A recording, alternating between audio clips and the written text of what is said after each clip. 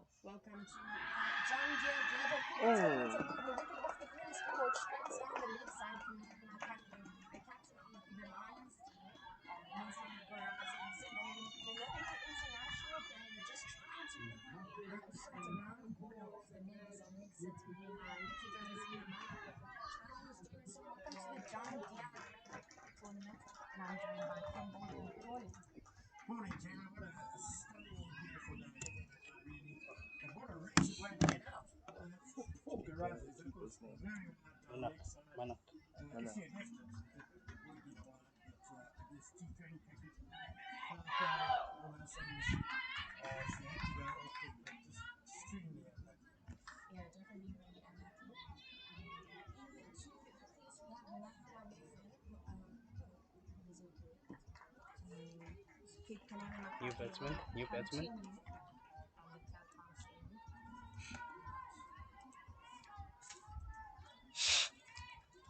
So it's a stunning day at Irene Country Club next to the golf course. And what a wonderful initiative this is. The John Deere Global Cricket Tournament, giving our upcoming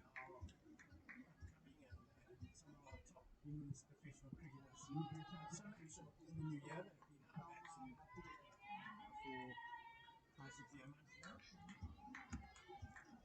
Yeah, this is a wonderful initiative by the Bada Advocates Thelma Mapugula.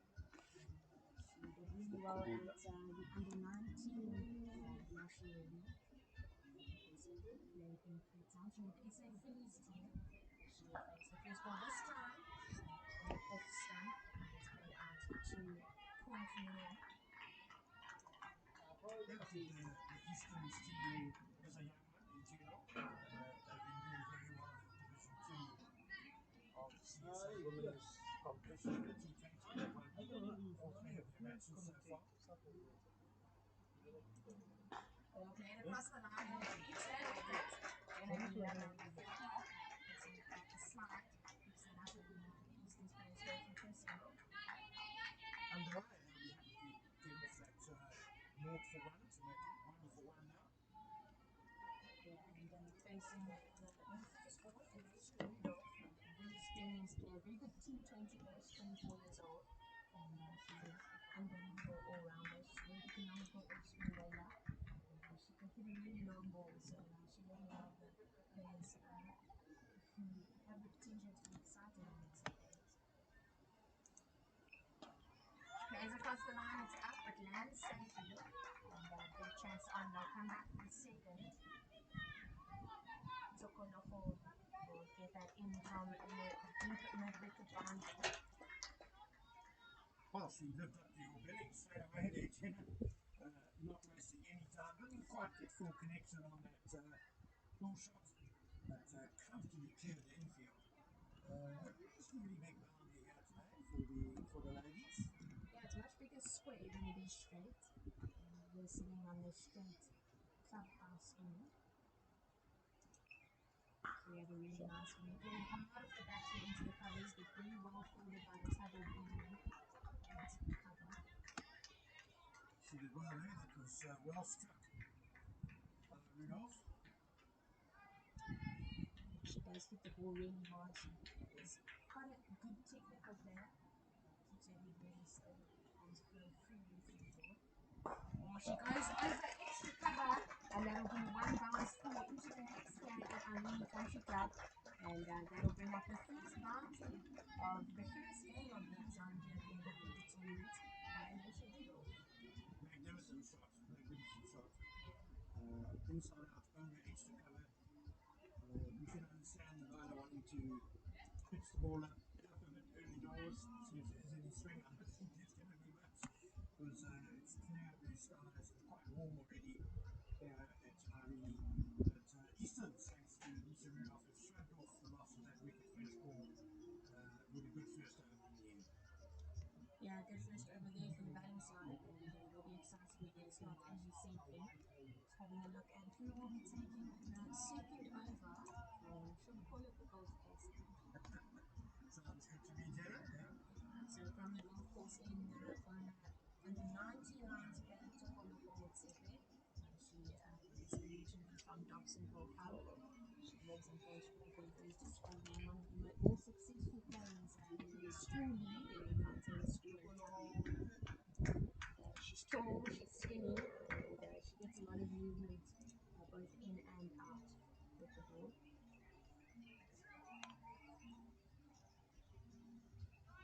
So just to run you through the field of third man and finally on the boundary. No square leg.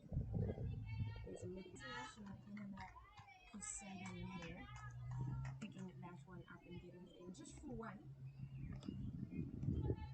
So nice to have a couple of Japanese internationals with us in this tournament. Japan, of course, a rapidly growing team in terms of women's cricket. And they have a partnership, if you like, with the Titans cricket. So a couple of their players coming over to play in this tournament.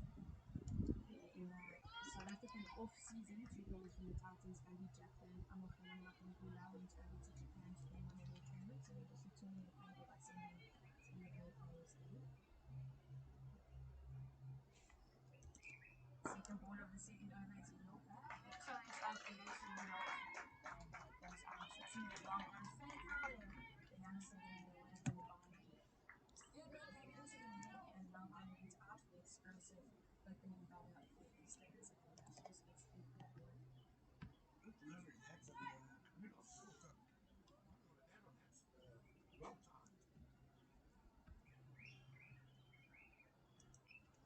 She goes short and it's played across the line into that vacant square region again. But Captain Makake coming around and collecting that. Both for another single. Good rotation of the strike so far in this over by the Eastlands players. Yeah, that scoreboard ticking over nicely now.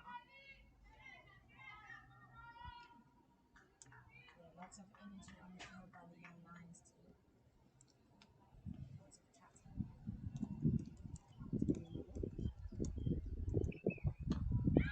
Oh, a little bit airborne, but answers just before Nani Sullivan. That's Robin Gordon. Just slicing that one a bit rude off with the machine. One bounce to the fielder. Good clean batting. Definitely the ball looks to be coming through nicely onto the bat.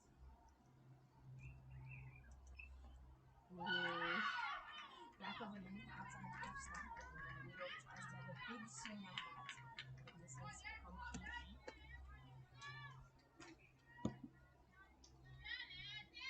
Just the tiniest hint of movement. I think the first ball there actually came back a little bit to the batter and taking that one away a bit. Across the line, but not able to get under the bat as I think she would have. It just bounces down and rolls to mid wicket, and that will end the over off on a dot. And a better over than the first for the Lions team. Yeah, nice stuff there. Pretty much wicket to wicket. There was the one variety outside off stump, if you like, which Rudolph played a list at. Yeah, so 10 for 1 after 2, and the skipper Makake will return from the clubhouse here.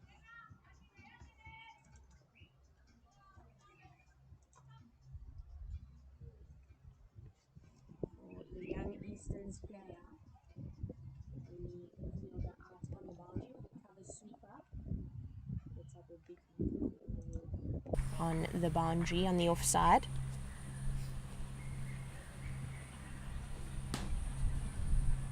Oh, played hard across the line and just over the head of Faye Cowling at mid-on. The ball is rolling out and a big dive put in by the youngster Cowling, but the ball beats her to the rope, and that'll be the second boundary of this game, this time by Thelma Makubula. Yeah, Cowling would have been interested for a moment in a catch there, but it was just a little bit too wide of her. Valiant effort in the field. She went chasing after it.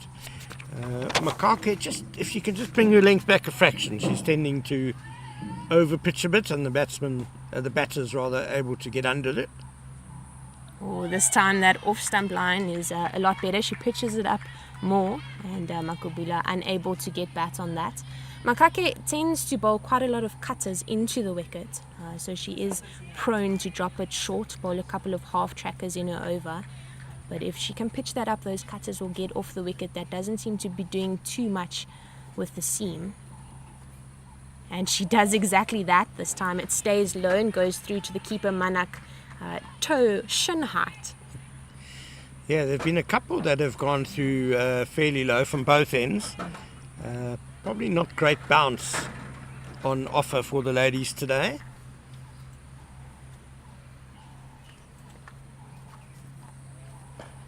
Makake blitzing through her overs as it's just played out to 2-point Robin Dormel for no run. Makake not one of the faster bowlers in the team, with Motsepe as well as Cowling and Swanepoel being the quicker of this lot, choosing to save them for outside of the power play, perhaps being young, a little bit less control than the senior player Makake. Played over the top, and that is a wonderful shot by Makabula as it bounces, couple bounces over the boundary rope, very similar to the first one, but this time she holds her shape quite nicely, and that'll be the second boundary of the over.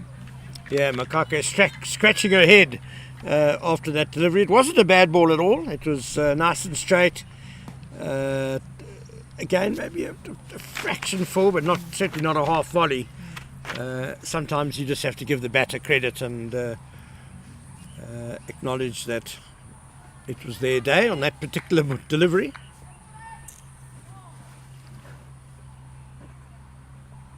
Oh, she lofts it up and into the hands of Liani Swanepoel at mid-off, and that's a simple catch, but having to backpedal just a tad, and that'll be the end of the explosive youngster from Eastons. Well, that's a good comeback by Makake. Yeah. Makabela trying to drive on the upper bit there, and couldn't clear mid-off.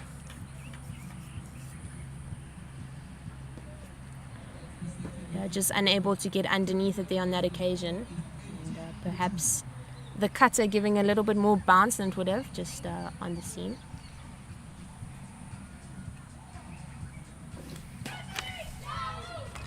So 2 down Easterns. They've made a bright start, but the loss of wickets will be a bit of a concern. They always say that if you lose 3 wickets in the power play, then the bowling side are on top. And I can remember current Proteas white ball coach saying, Rob Walter saying during his time as the Titans men's coach, some stat like 80% of T20 games are lost if you lose 3 wickets inside the power play. Yeah, early wickets are definitely a key. I do believe that we were incorrect initially as the Namibian international has just walked into the crease, Mesli Gorazes. The opening batter was Mpumelelo Mashluane.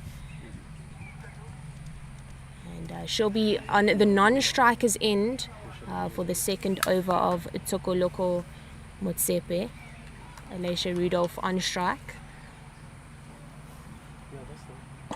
She goes hard and straight with a flat bat, and they'll be looking for 2. A bit of a fumble out in the deep, and Rudolph sends her teammate back. Another really beefy strike by Alicia Rudolph there. Lovely hit straight down the ground. Yeah, apologies if we do at times get the names wrong. There are no numbers on the players' jerseys, and we are commentating from ground level. So do bear with us. Yeah, we will definitely get better as we go, as we get to know the players a little bit more. We certainly hope so. Third man in the ring, long on and fine leg out on the boundary. Oh, on off stump and just played off the bump by the Namibian international. Back to the bowler for no run. Motsepe just carrying on where she left off in the first over. She's got good control, nice and straight.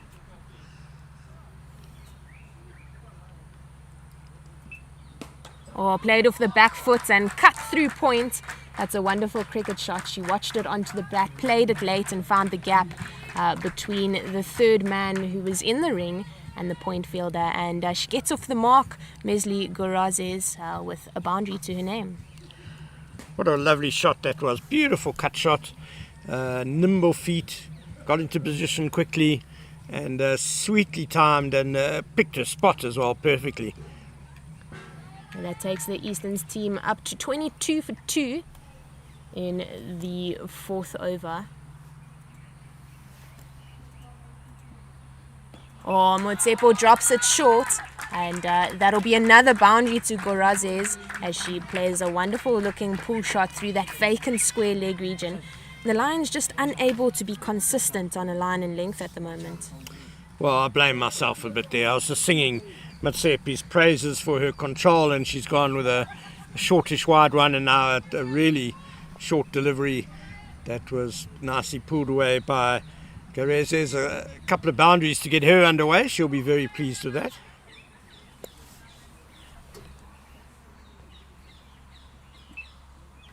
Oh, she nicks it off, and there's a dive by the keeper, Manak, but that'll go out to the boundary. Generally, Libba doing the work from slip, chasing that one down. They get through for a double as Gorazes returns for a strike for the next ball. She's an exciting player, 38 caps for the Capricorn Eagles, that's the Namibian national team, and she's scored 169 runs with an average of just 11, but she is showing us that she can bat, and that average is not necessarily as accurate.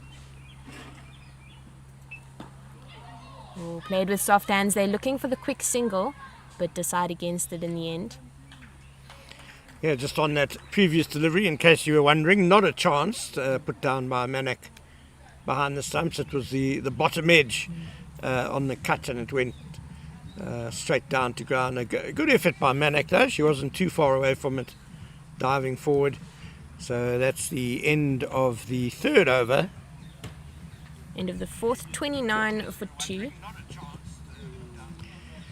And just on those averages, a lot of them seem pretty low, but T20 cricket, of course, more about strike rate than average. Yeah, definitely change of bowling from the clubhouse end as Liani Swanepoel comes into the attack. An exciting bowler, one of the quicker of this Lions team.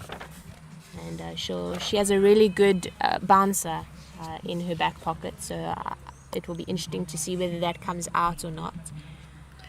And she's been in very good form lately in the under 16 week, which the Central Gauteng Lions won. Certainly someone to watch. Tall for 16 as well. Yeah, she is one of the key players for Noordheuwel Hoërskool.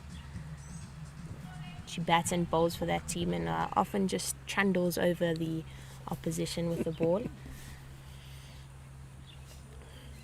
Yeah, I imagine she's a bit of a daunting prospect to watch, to face for her peers.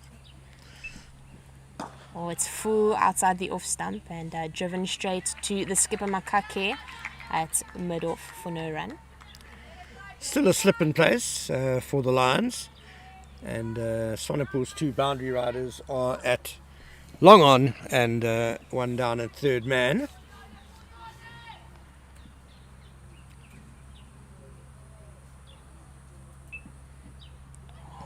Oh, full and wide, and that's well bowled. Dot balls are crucial in the format of T20. Alicia Rudolph just lifting her arms up, questioning whether that was outside the wide line or not. But the umpire, Macheke, shakes her head. Touch and go, I would imagine. But if there was a match referee, I don't think they'll be too impressed with Rudolph flapping her arms about.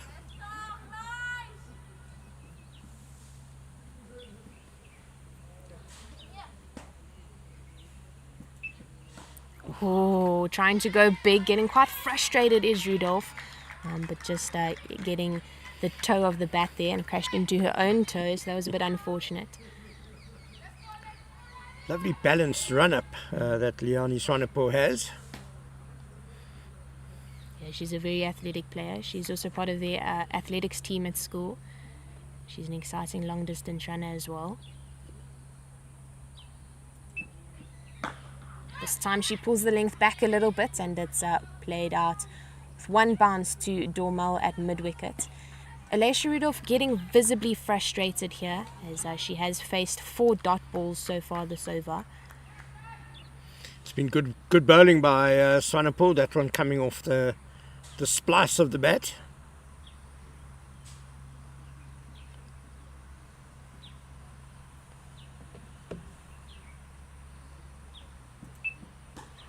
This one just too full, and Alicia Rudolph making sure she puts away the bad ball. Just one bad ball so far this over for Swanepoel, and it was bound to happen as she's a young, exciting bowler who looks to be aggressive and attack the stumps. But Rudolph making no mistake there, playing that over mid-wicket. Yeah, Swanepoel just narrowly missed there. It was a low full toss, probably going for the Yorker. Very well put away though by Rudolph. That was sweetly timed. Yeah, Rudolph definitely timing it very well, looking to be in excellent form.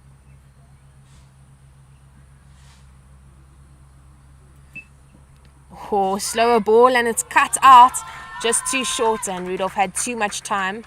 Got to pick where she wanted to play that, and that goes out to the point boundary for 4. Very impressive batting by Rudolph so far in this innings already. She's gone over extra cover off the front foot. She's pulled a couple through the leg side, and they're very nicely off the back foot behind square on the offside. 37 for 2 after 5, and the Easterns will be pleased with that. 1 over left in the power play.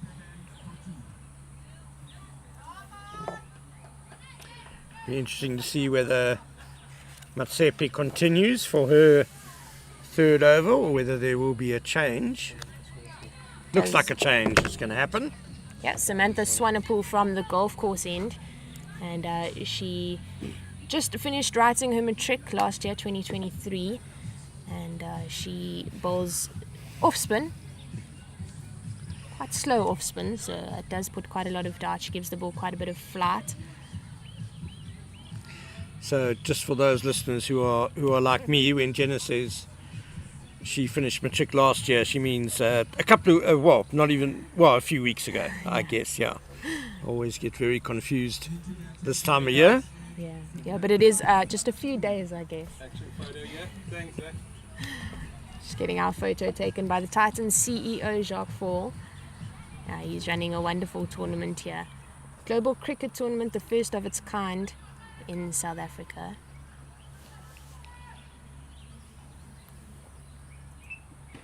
Lots of flight, and Gorazes just plays that out to mid-wicket.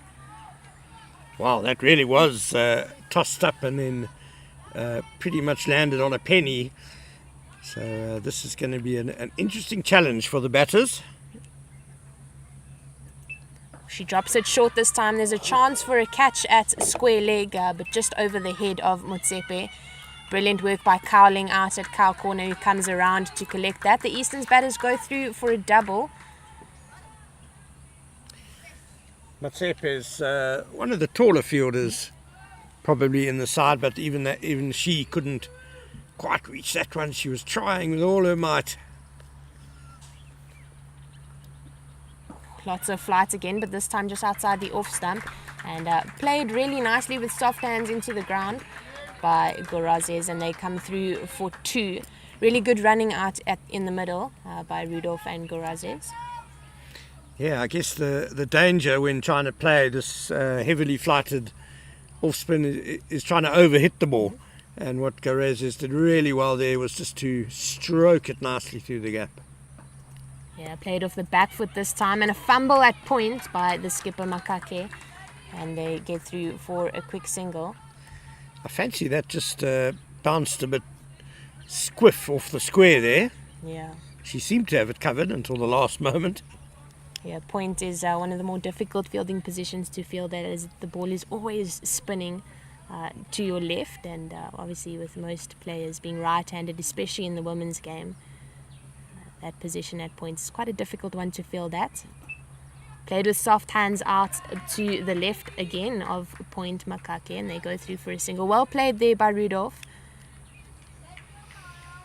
Yeah, and of course often at the edges of the square you might have a little drop off It's very seldom totally flat with the rest of the outfield. Tossed up, but on that off-stump line and fielded well by Libba at mid-off. And that'll be the end of the over, 43 for 2 in the power play. Jenna, let's just talk about the interesting format for this John Deere Global Cricket Tournament, just in terms of the makeup of the sides. They were able to choose 4 marquee players, and then they also had to choose, was it 4 under-23s? Yeah, and then a couple of wild card players, but each team did it a little bit differently because Easterns only has 2 marquee players and then a few under-23 players, and then the wild card players being under-16s. So Titans was kind of the only team that stuck to that format of 4, 5, 3, 4, 5, 4. Being the hosts of the tournament, one detects a great desire on their part to win this tournament, the first staging of it. Swanepoel into Rudolph and played lofted over cover. We saw that shot from her in the 3rd over of the game, and she brings it back here against the young quick bowler. That's another 4 to Rudolph's name.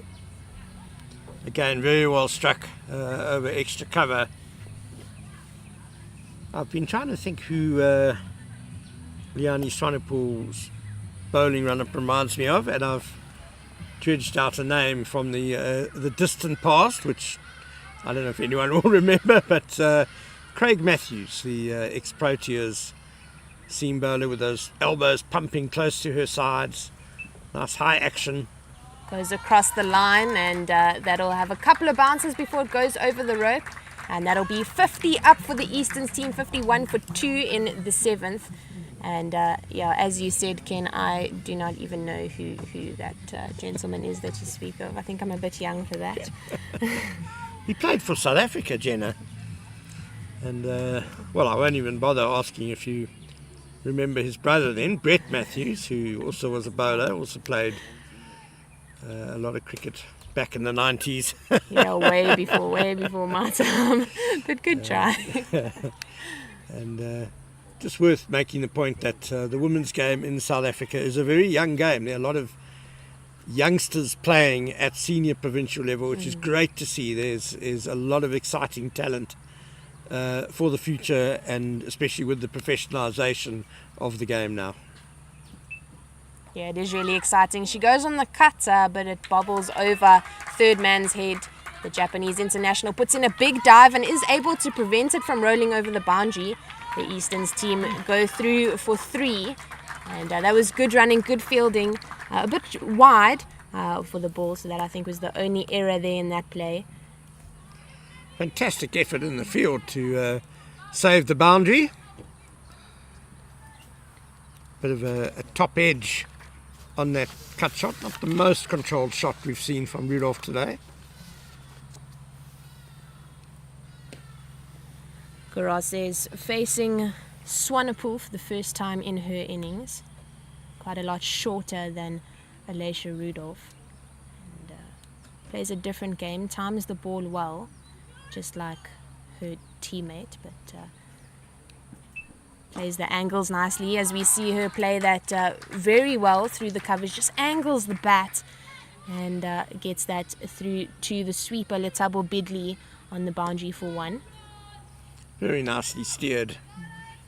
She's clearly got very good hands, has Garazes. Just to give you an idea of the field, cover sweeper out on the boundary, as well as long on and long off, cow corner, square leg in the ring, as well as third man. Swanepoel to Rudolph, or on the legs, and squeezed out to square leg, who moved into the ring just before that ball, unable to get that single that she was looking for.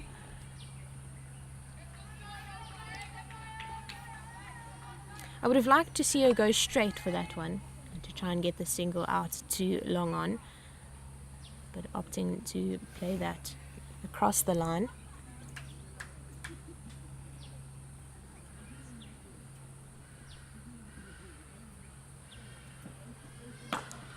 Swanepoel with the full toss and fielded by the other Swanepoel, Samantha Swanepoel, at extra cover. That'll be the end of the 7th. 55 for 2. And a little bit of a breather for the Easterns team as water comes on to the field. Yeah, Rudolph will be a bit disappointed she didn't put that last ball of the over away through the infield. Not necessarily would have beaten Bidler as the sweeper, who is sort of a deep extra cover. But she certainly could have picked up a couple of runs there. Yeah, she definitely could have. The one loose delivery there from Swanepoel being the full toss. Samantha Swanepoel to continue from the golf course end. Long on cow corner, square leg out on the boundary, as well as cover sweeper.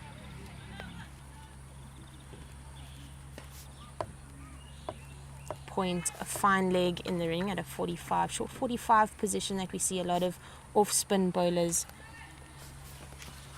have in their field.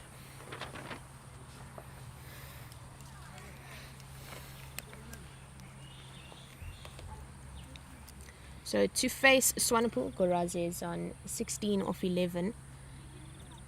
Goes on the back foot and plays this out to the left of point. Well timed, sneaky little shot there, finding the space, and her score goes up to 17. Elisha Rudolph, her partner, on 28, and the team total 56 for 2 in the 8th. This seems to be a good combination of batting styles, these two. Garezes and Rudolph. Garezes good at getting the singles, good at manipulating the ball, getting Rudolph on strike, and she's the potential boundary hitter. Yeah, we see her trying to hit the ball hard once again, but unable to get under it there. The slow nature of Swanepoel's bowling, just too slow and too full to get underneath the ball. It's very teasing bowling, that's for sure. Double steps and plays this hard over the head of mid-wicket, and a big effort by Swanepoel out on the long on boundary, but Goraze is running well to the non-striker's end and they get through for a double. Yeah, I think Rudolph will fancy coming down the wicket a bit more to Swanepoel, who's very accurate. Yeah, these two know each other quite well. Elisha Rudolph grew up playing cricket at the Lions, and they played in the same club team, Belfast Cricket Club. She goes up, Liani Swanepoel under it, but bounces two bounces before her. There's a little fumble. They're looking for 2, but Goraze is not too aware that there was a fumble out in the deep. Yeah, Rudolph targeting over mid-on now. I wonder if the long on maybe should come in a little bit more. If she does, then Rudolph will probably time one straight out the screws, of course. Yeah, that's how it goes often. Goraze plays this out to the short third man, who moved because of that late cut shot from fine leg to third man, and it was a good decision in the end by the captain as the single was stopped.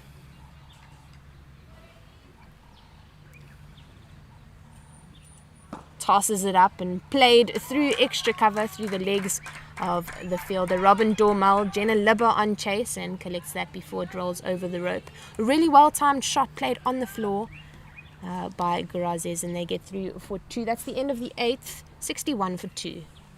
Yeah, it whistled past Dormel, or through Dormel there. So nearing the halfway stage of this innings, going at a little bit over 7 runs and over. I guess 150, 160, does that seem a reasonable target for Easterns to go for, Jenna? Yeah, definitely reasonable. If the two batters at the crease at the moment continue to do what they're doing, perhaps explode a little bit more, then that's definitely on the cards. Well, for a young Division 2 side, Easterns have made a really good start to this global cricket tournament. Yeah, they really have. And with the Lions team being youngsters, most of them are still in school, they I know them from school cricket, a very explosive bunch with the bat as well. So there's a lot of potential for this to be a really even contest. As Swanepoel continues from the clubhouse end, long on, cow corner, deep square and cover sweeper. Third man in the ring, or when played across the line, Rudolph will get one out to long on. The fielding by Faye Cowling out on the boundary. Do you think Swanepoel's going to bowl out her overs here in the middle, or they save her for one at the death? I think they have enough depth in their bowling lineup to bowl her through. I suppose it all depends on how well this over goes, but it's played hard over point's head, and that's a wonderful shot by Gorazes. We were just talking about how she's so good at rotating the strike and giving Rudolph more balls to face. But she's just proven here that she's more than capable of hitting the ball hard and making sure that it goes over the boundary. Yeah, she's really getting into her work now. That was beautifully struck. Anything loose, she's certainly capable of putting it away, but also capable of getting the ones from the decent deliveries as well. So she's playing a wonderful little innings here. Played up and finds the top edge. Goes high, but the fielder out at deep square leg, unable to get under it. Yeah, she would have been in trouble if the fielder had been at square leg rather than being deep. Trying to hook from outside off stump, which is always a difficult thing to do, and with Swanepoel being so tall, there was steepling bounce there as well. Yeah, definitely. This partnership moves up to 49, just one away from that half-century partnership mark. As Rudolph looks to go hard, a little bit of a dance down the wicket there, but misses completely. And Swanepoel looking really good so far, besides the boundary delivery.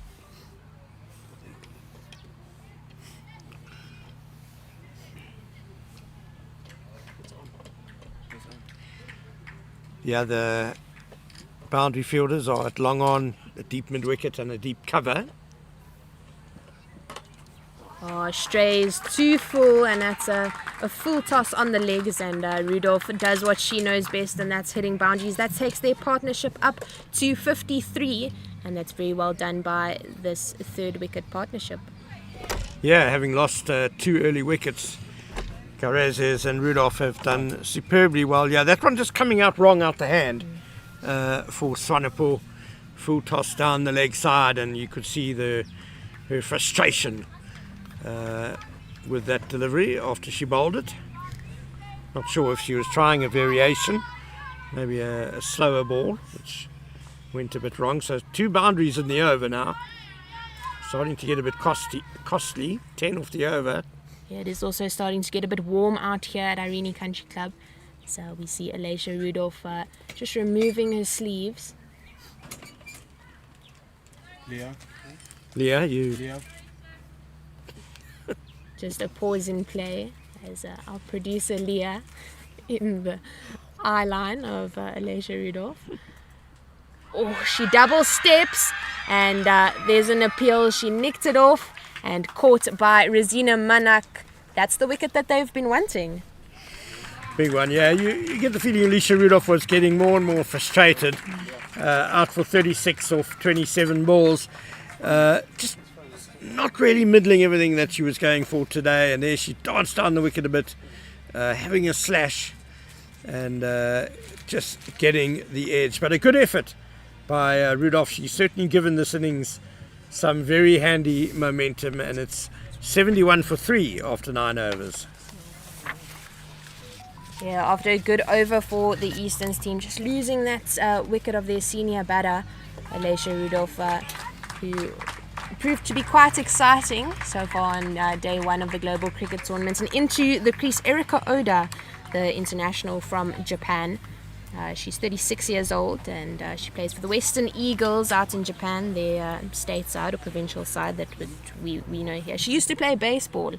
She's only been playing cricket for 5 years, and she got a bit tired of baseball, and so she Googled what the most popular sport was in the world, and cricket is second. So she chose cricket, and here she is 5 years later with 24 Japanese caps and 421 runs with an average of 20 and a strike rate of just over 85. She has a high score of 48, and she's quite a big hitter from the sounds of things. They've been practicing in the nets since they got here on the 24th of December. Yeah, they were guests of honour, if you like, at the Boxing Day test at Centurion, and I was fortunate enough to go out to dinner with the Japanese ladies. Delightful company, and just very excited about playing in this tournament. Yeah, Swanepoel to continue from the golf course end and cut out to point for no run.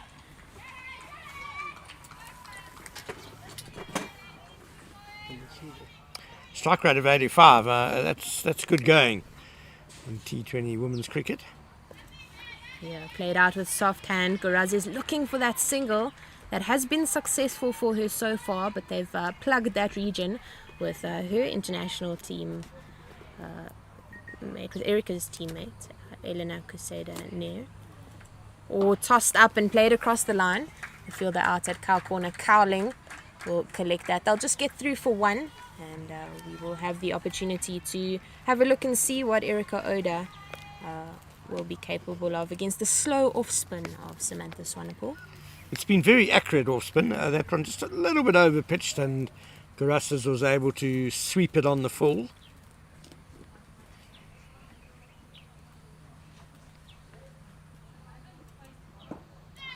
Defended confidently by the Japanese player, and doing the fielding for own bowling. Lots of energy out in the middle by the youngsters, the Lions. Pulls it short and pulled away by Erica Oda out to Cowling on that boundary. And it's just one of those days that I think just gives you energy. It's a beautiful sunny day. There's now barely a cloud in the sky, just some distant clouds to the north. The moon is still visible out around Fine Leg as we bowl now. Oh, too full and driven well by Gorases past the fielder, who's at quite a short extra cover, which is an interesting position to be at because the Easterns players haven't really chipped it up at all. But that brings the end of the 10th. 74 for 3. There will be a commentary change. I will be replaced by Emma Fenter.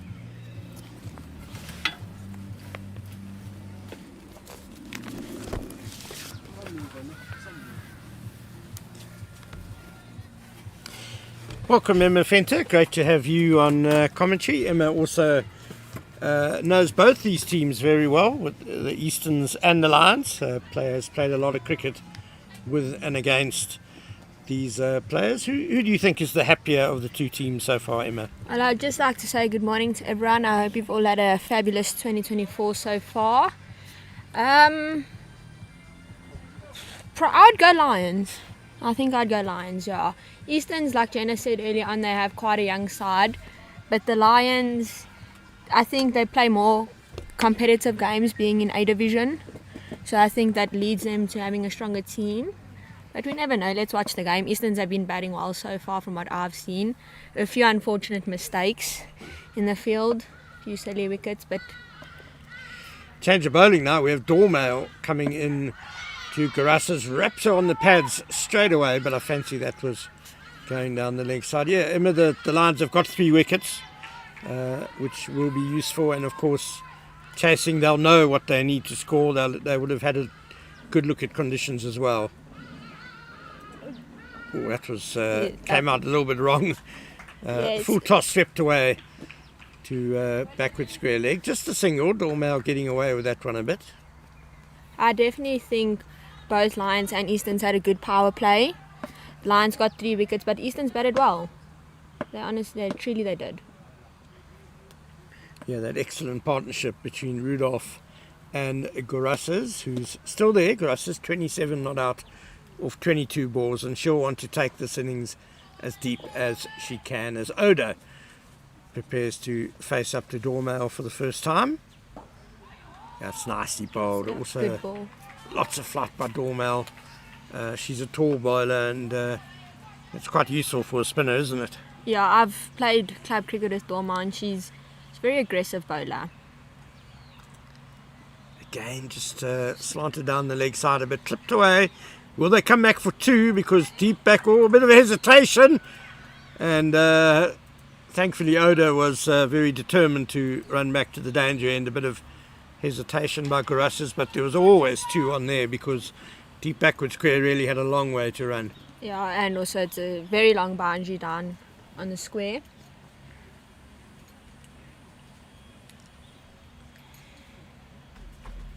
Just a bit of consultation with the lines, but no real change to the field. Dormal again. Beautifully flighted.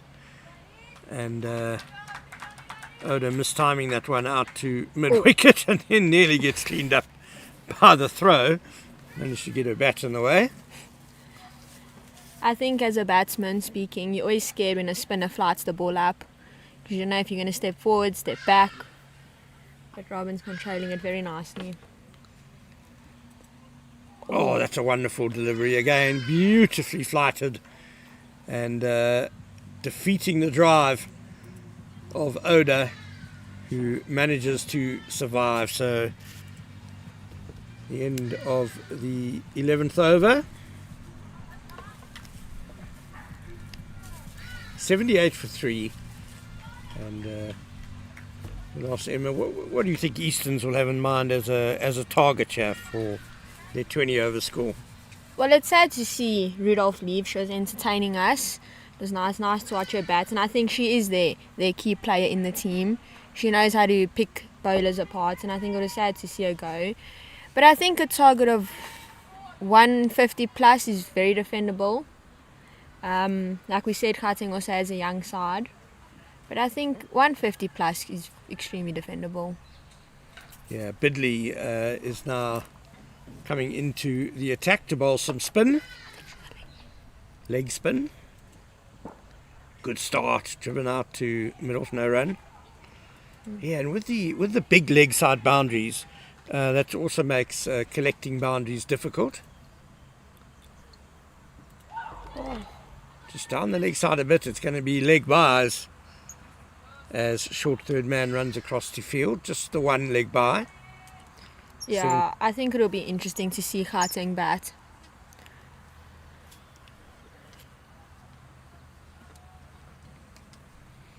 Yeah, Gauteng certainly have some very informed batters in their team today. Beautifully swept away, sweetly struck! But it was a valiant effort. And she's prevented the boundary. Deep square leg, yeah, very nearly a catch. She moved well to get there, but then unfortunately couldn't take the catch. But as you say, Emma, preventing what looked to be a boundary when it came off the bat. Great fielding from the Lions.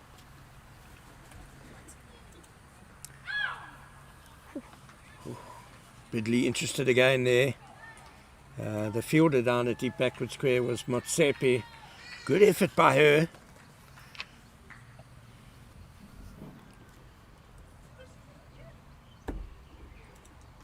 And now straight up in the air. But it's gone Mid-wicket's right up in the under. air.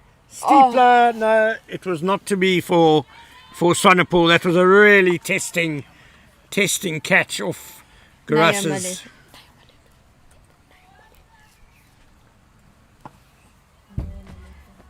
Unfortunately, let behind by Nayo Malefe.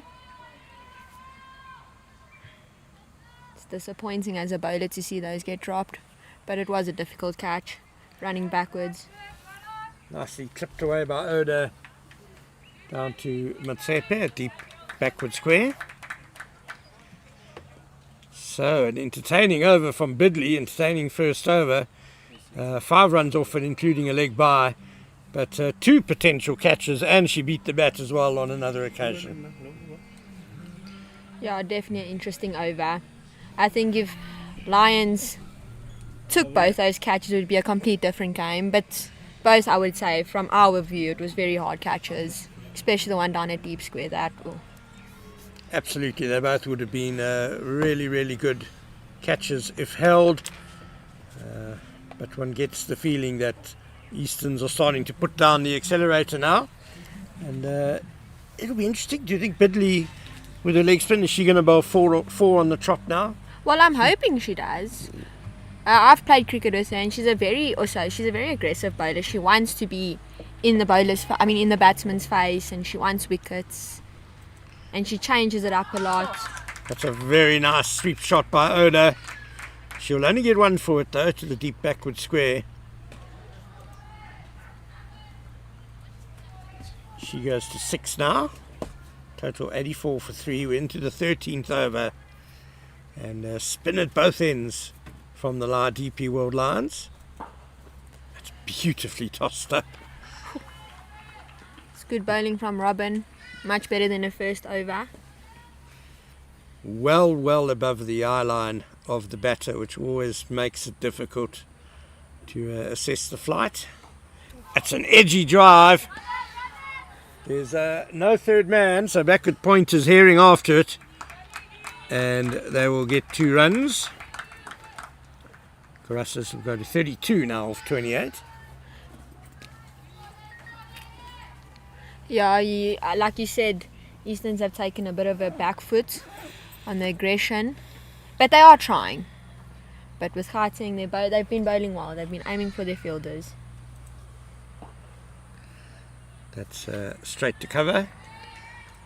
Yeah, I think this Lions tactic of 2 spinners in these middle to late overs could be very effective.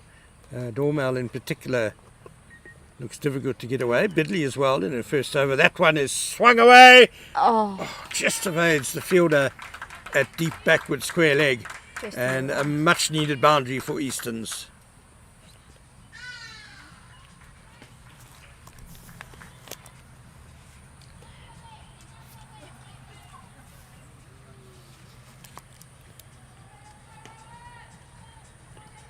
Fielder came running in there, but I don't think any realistic chance of a catch there. So Garas is on 36 now. How will Dormel respond? Much the same way as she has all along. Beautifully flighted, and Garas just defends. End of the over. Yeah, like you're saying, I think bringing on the 2 spinners, it's smart from the Lions, because now it's hard to generate pace on such a big field. And then to try and go over the top, you're creating more opportunities. Like we saw in Betty's over, there was 2 drop catches. Definitely a smart change from the Lions. Yeah, I fancy there could be a few more chances coming. As Easterns, they have 7 wickets in hand, so they're going to be trying to maximise that in the last 7 overs. They'll be batting very aggressively. Chances will come, no doubt, as Bidley will continue from the golf course end. She's just sending her deep square leg a bit more behind square. Oda will have strikes. She's on 6 off 9 deliveries.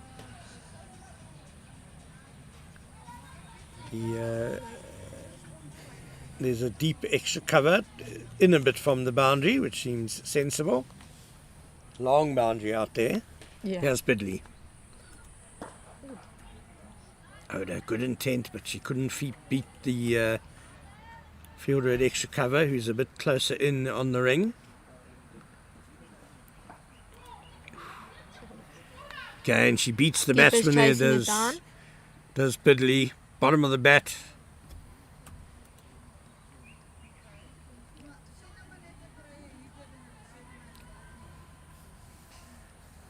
Garas is back on strike, but the intent from the Easterns batsmen is clear now. They're pretty much swinging at everything.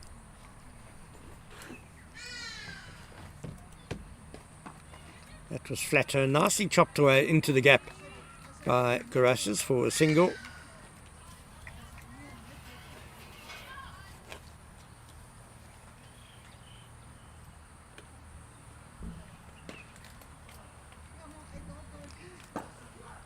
Lots of flight, excellent stop. That's it, Robin Normal right on the ankle. She seems like she's in a bit of pain, but she's a tough one. She'll get right back up. Oh, she did well to put her body on the line there, because it was fiercely struck and it got to her on the bounce. And she might have saved 4 runs there for the Lions. Swung across the line. smeared around the corner. Fumble in the field, but they stay for one.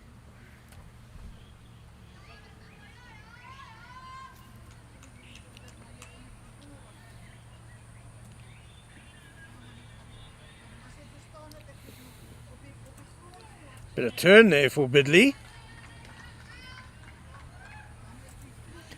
Great over. Yeah, Bidley and Dormal are doing a super job here for the Lions. 93 for 3 after 14 overs, Easterns.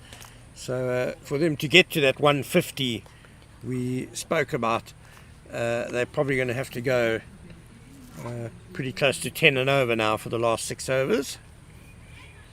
Yeah, I think that 150 target isn't looking in reach right about now. But I think anything above 130 should still be defendable. If Easterns bowl their good lines, good lengths, I think it's defendable. It'll be competitive, certainly, but you just see in the T20 game how a couple of good overs back to back can really change the picture.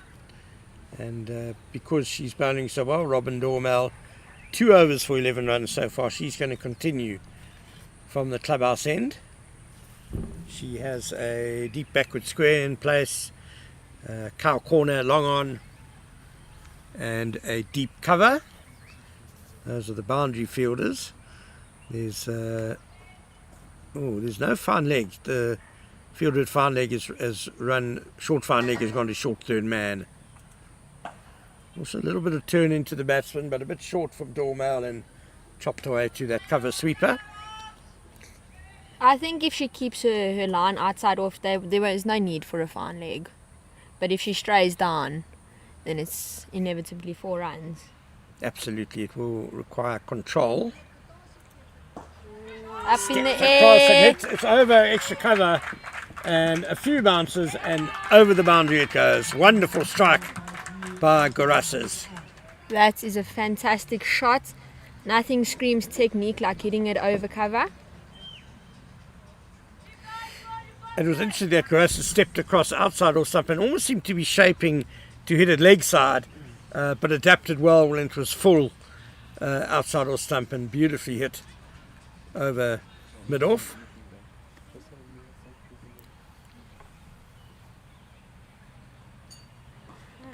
And now the sweep on the full, straight to the Good fielder shot, there but for we one. Lions have a deep square there to protect that boundary. Garasas now on 42 off 35 balls. She's been busy from the moment she came to the crease. And what a good innings it's been. Oh, Oda getting into a bit of trouble there. That was runs to be had there, as you said earlier, Yeah. Emma. If she strays on that line, Dormo, with no fine leg. I think she just stepped to the wrong side of the wicket. She went back instead of across. And now the big slog sweep. That's going to That be in is the a gap. great shot. 1 bounce 4. I think Robin might be over pitching here a little bit.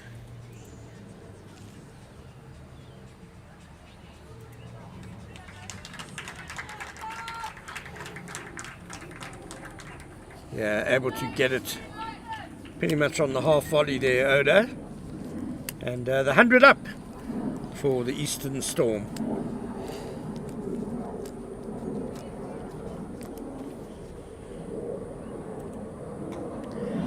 Quicker and dragged her length back a bit, but Oda has still managed to cut it away for a single. So that ends a good over for Easterns. They go to 104 for 3 as we go into the last 5 overs. Yeah, they definitely need a lot more overs like that. They're trying to aim for that 150 mark. And it was good batting from the Easterns players. Yeah, Garasas is the mainstay of this innings, the Namibian international. And Oda is starting to also settle in now and pick up the pace. She's on 14 of 17 balls, so rapidly approaching run a ball. Into bowl, we still have Bedley. Yeah, she's bowled 2 overs for 7 runs, so outstanding so far. Oh, Oda very nearly played that onto her own stumps. There's no fine leg. Points had to put in the work. 2 more runs to Oda and Easton's. That's disappointing for the bowler when it just slides between the stumps and the bat. Bidley really could have had 3 wickets. At the moment she's got none. Again, that's very well bowled. And still bowling at a great economy.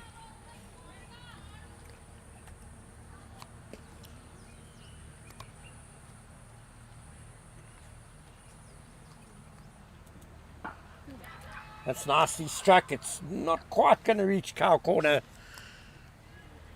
Oda's just swinging across the line. Yeah, it's a difficult shot to Play against the spin. get it up and over or through extra cover, so one can understand her targeting the leg side.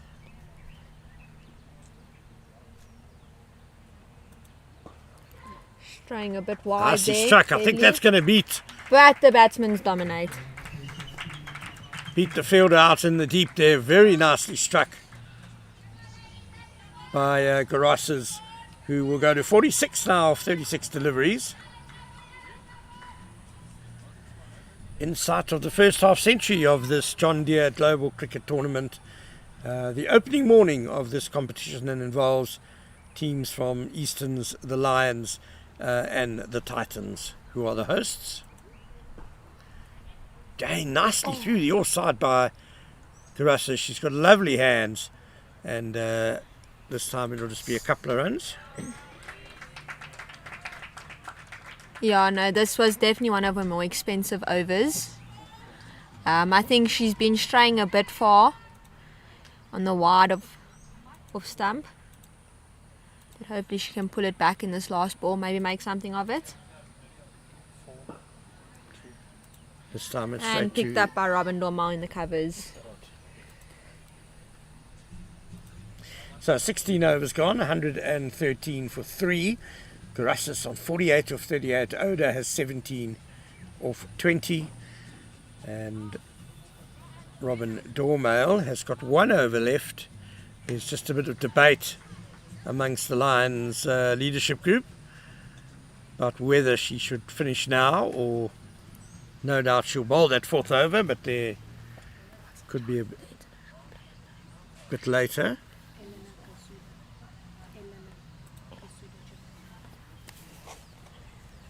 Lions are bringing on the international player. Elena Kusada Nern, who Japanese born but has spent most of her life in Australia. Interesting time to be coming into the attack for the first time. 17th over, the slog is on. She's playing against her teammate Oda. They'll relish this little contest.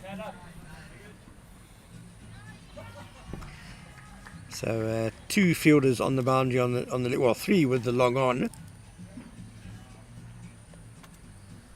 Oh, it's a very good that's start. a good ball. Very good start by Kusada. Yeah, I think there's nothing better than playing against a teammate. You know all their strengths, all their weaknesses, and at the end of the day, it's something to laugh about.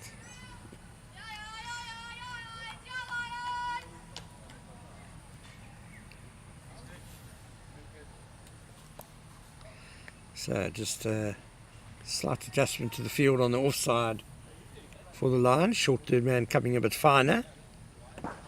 Oh, Well struck, evades the bowler, but not the deep mid-off, just a single. yeah, no, that was a great shot from Oda. Straight down the ground past the bowler. You have brothers or sisters, Emma? Yeah, I have an older brother. And no doubt very competitive backyard cricket games between the two of you. I think that's the standard in having an older brother. Nicely driven by Garosses, but she can't beat the field. Sam Swanepoel cover, picking it up nicely. It's a very flat field, Archer. It's a very quick field, which I think as a batting side you always like a fast outfield. Absolutely beautiful ground this in the beautiful Irene area. Oh, it's Well, Garassis should have got that one away. It was a wide half volley, which she missed.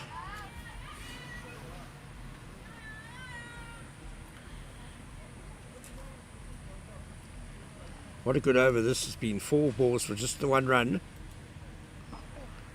That's going to be just a single. Deep square out there. Oh, bit of a fumble in the field, but the batsman stayed for 1.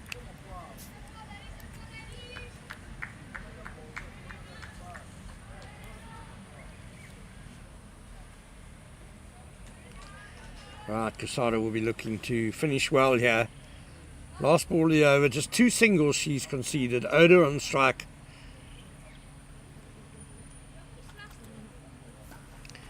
Nicely cut away, and she's beaten the infield. I fancy that fast outfield. Oh, just saved. Excellent, Great excellent fielding work by the Lions. Makake doing great work there. She never gave up, and she has saved a couple of runs for the Lions. So that is the end of the 17th over. 117 for 3. Oda goes to 20 off 23 balls, and Garassis has struck on 49 off 41.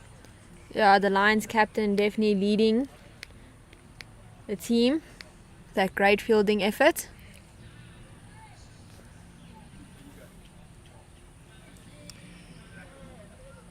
So we are going to have a change of bowling at the golf course in Bidley. 3 overs for 16, although her last over went for 9, and because of that she's been taken out of the attack, and Matsepe returns to take the ball. 2 overs for 14 so far. She bowled very nicely up front. She did.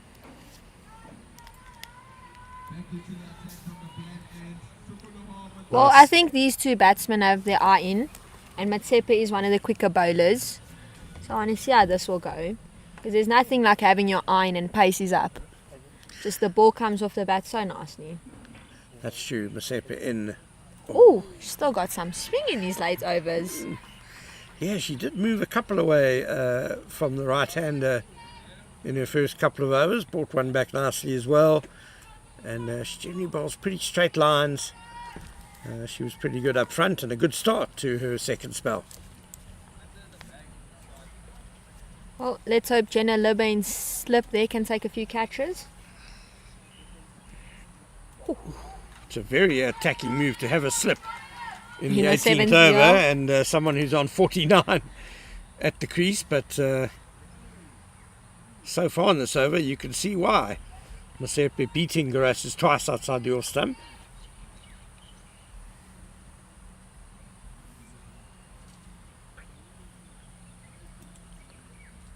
It's just And- slipping past Garassis' bat.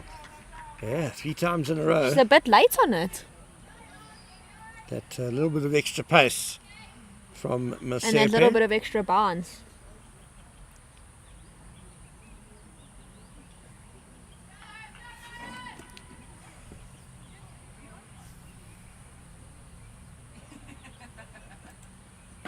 Dug that one in, and it will be out for a single to deep extra cover.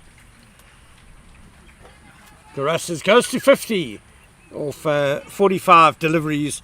She's been the mainstay of this Eastern Storms innings. Well batted Mazurli Garassis. Yeah, it's great to have an opening game with a 50.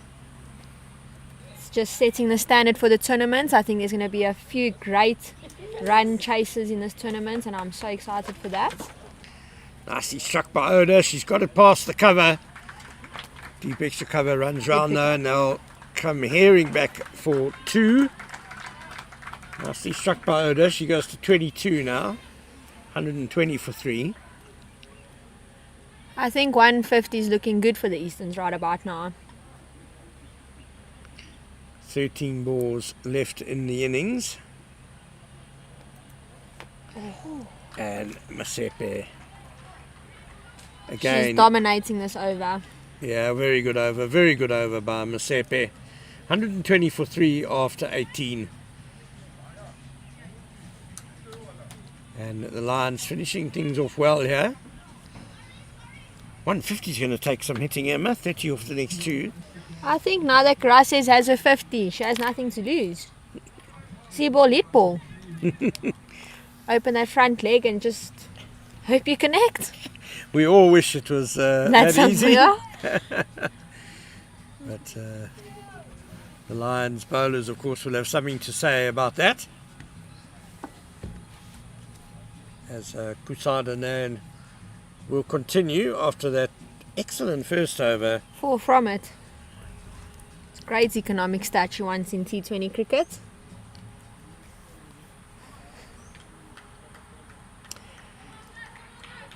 Duras is on strike. 50 or 45 balls. Can she provide the really big finish for Easterns? It's a good start to the over. Oh, Clipped off her legs, but straight to the boundary rider. down to deep mid wicket. Faye Carling picking it up in deep mid wicket.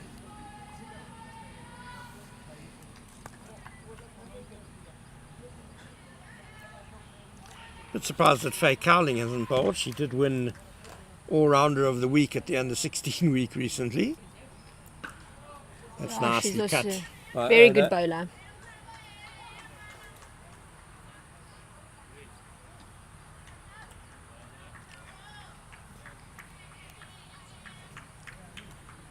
.23 now for Oda.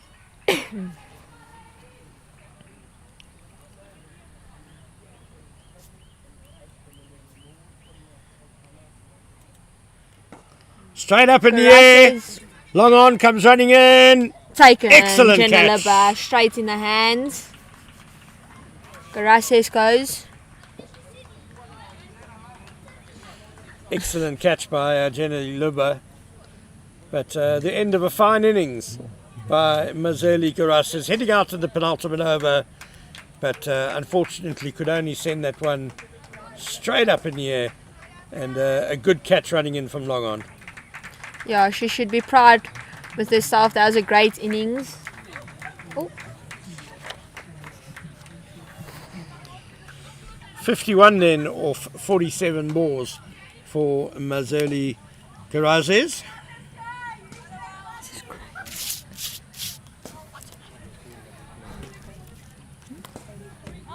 Kaylee Craig coming into bat for Easterns. The captain of the Eastern Storm team, and I'm pretty sure she'll be wanting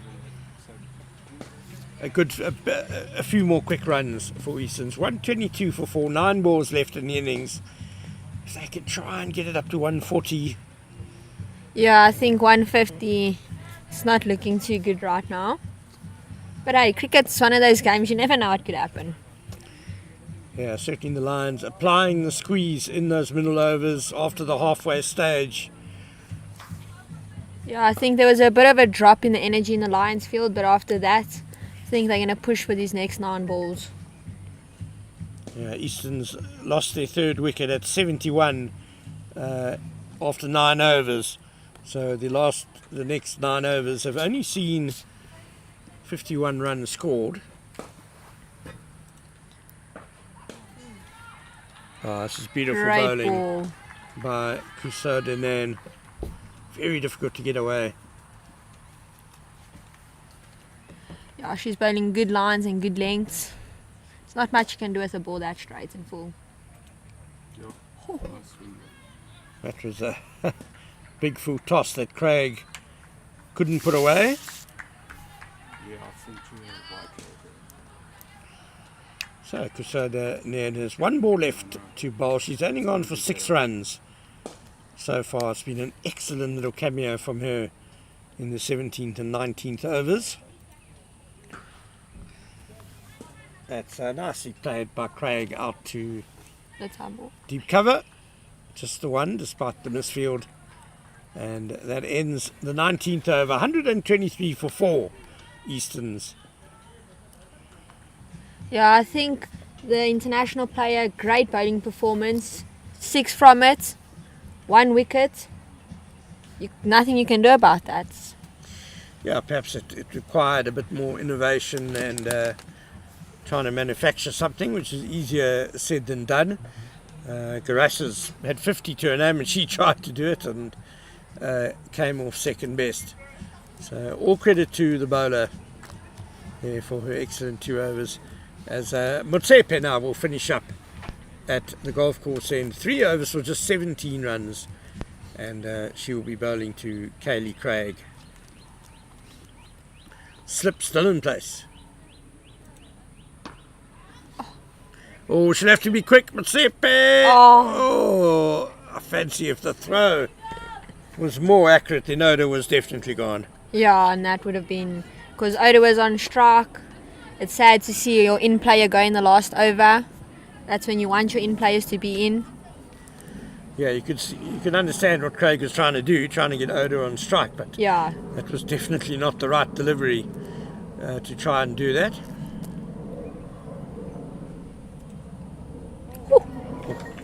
Down the wicket, a swing and a miss. Motsepe just bowling such a good line, just outside off stump. And it's such a great length. It's that awkward length where also you don't know if you want to go forward or backwards. Yeah, Oda tried coming down the wicket there and still couldn't get to the pitch. Nicked over the slip. That's going to run away for 4. That's unfortunate for Motsepe and the Lions. Yeah, it's just unfortunate. Perhaps a little bit over attacking in the last over to have a slip in place. Yeah, it is. Could just bring her out to put at third man.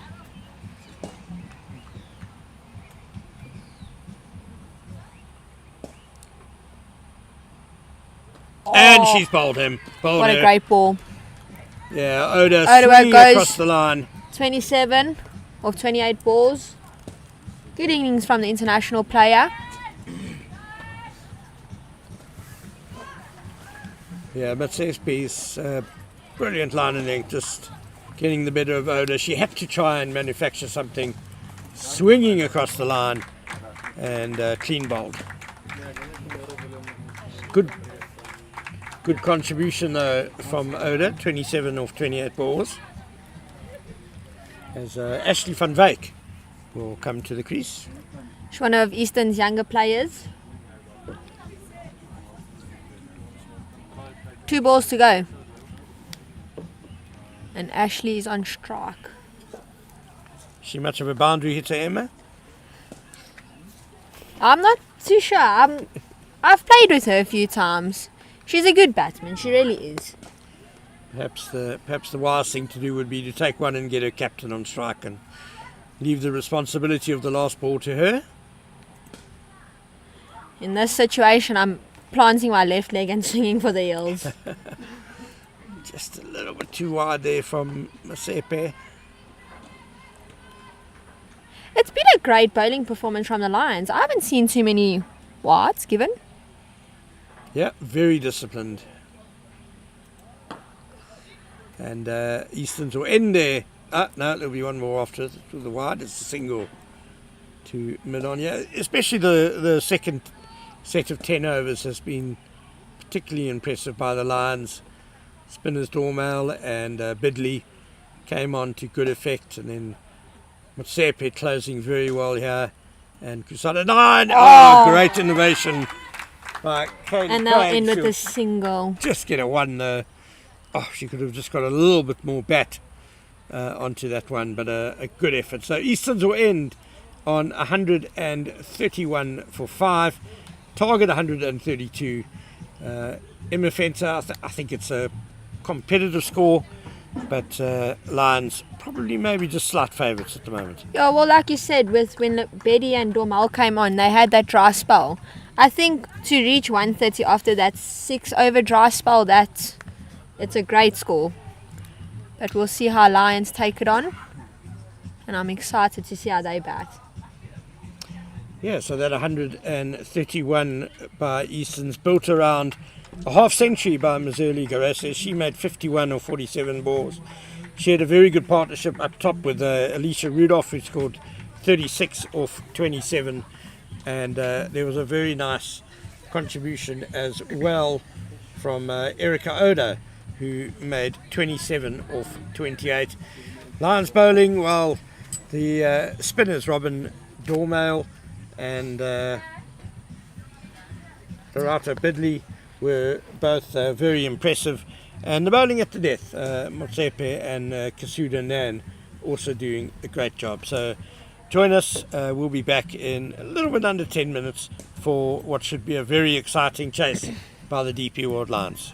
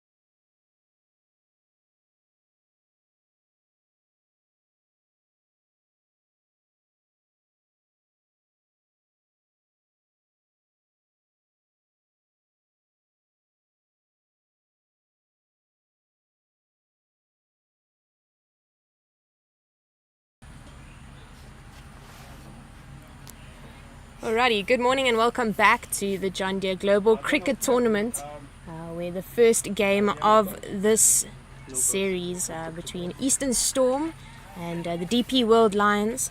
Good start by the Lions team. They got a couple of wickets in the power play, but the excellent batting with a partnership of just over 50 by Leisha Rudolph and Mesli Garazes, with Garazes getting 51 of 47, took their team total up to 131. So a steep chase for the Lions, but coming out to the crease, Robin Dormal, or Faye Cowling to open the batting, and Neo Malefi. My name is Jenna So and I'm joined by Emma Fenter. Hey Em. Hello guys. Hope you're all doing well. Hope you enjoyed watching the first innings.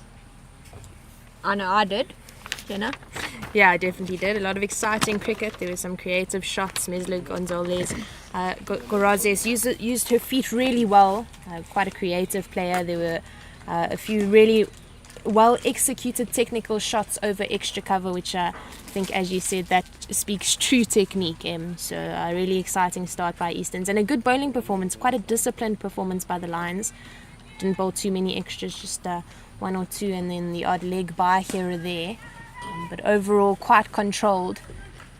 To start off the innings, Eastern Storm, Michaela Edwards from the end. Quite a slingy action, and that's just outside the off stump and left alone by the youngster.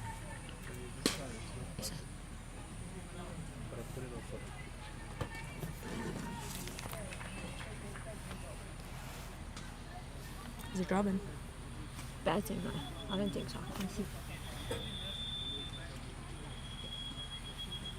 Edwards in again and full just outside the off stump, going through to the keeper. Yeah, Robin Dormal at the crease. My first instincts were correct. Yeah. Both tall players with blonde hair sticking out of their helmets. Yeah, Michaela Edwards, she really does sling that right arm. As a batsman, quite intimidating. Yeah, definitely. This one, she just pulls too far outside the off stump, and it's called a wide by the umpire, Macheke. Yeah, I think with that action, it's common to pull it outside, off. Yeah, the point of release is really important with such a slingy action, and if it's a little bit too late, then it does go with the arm outside that wide line. Just through again, and second wide for the over so far. Slightly disappointing start, as we said a little bit earlier, that the Lions were so disciplined in the way they went about their bowling, and looks like a complete opposite start here from the Eastern Storm team. Yeah.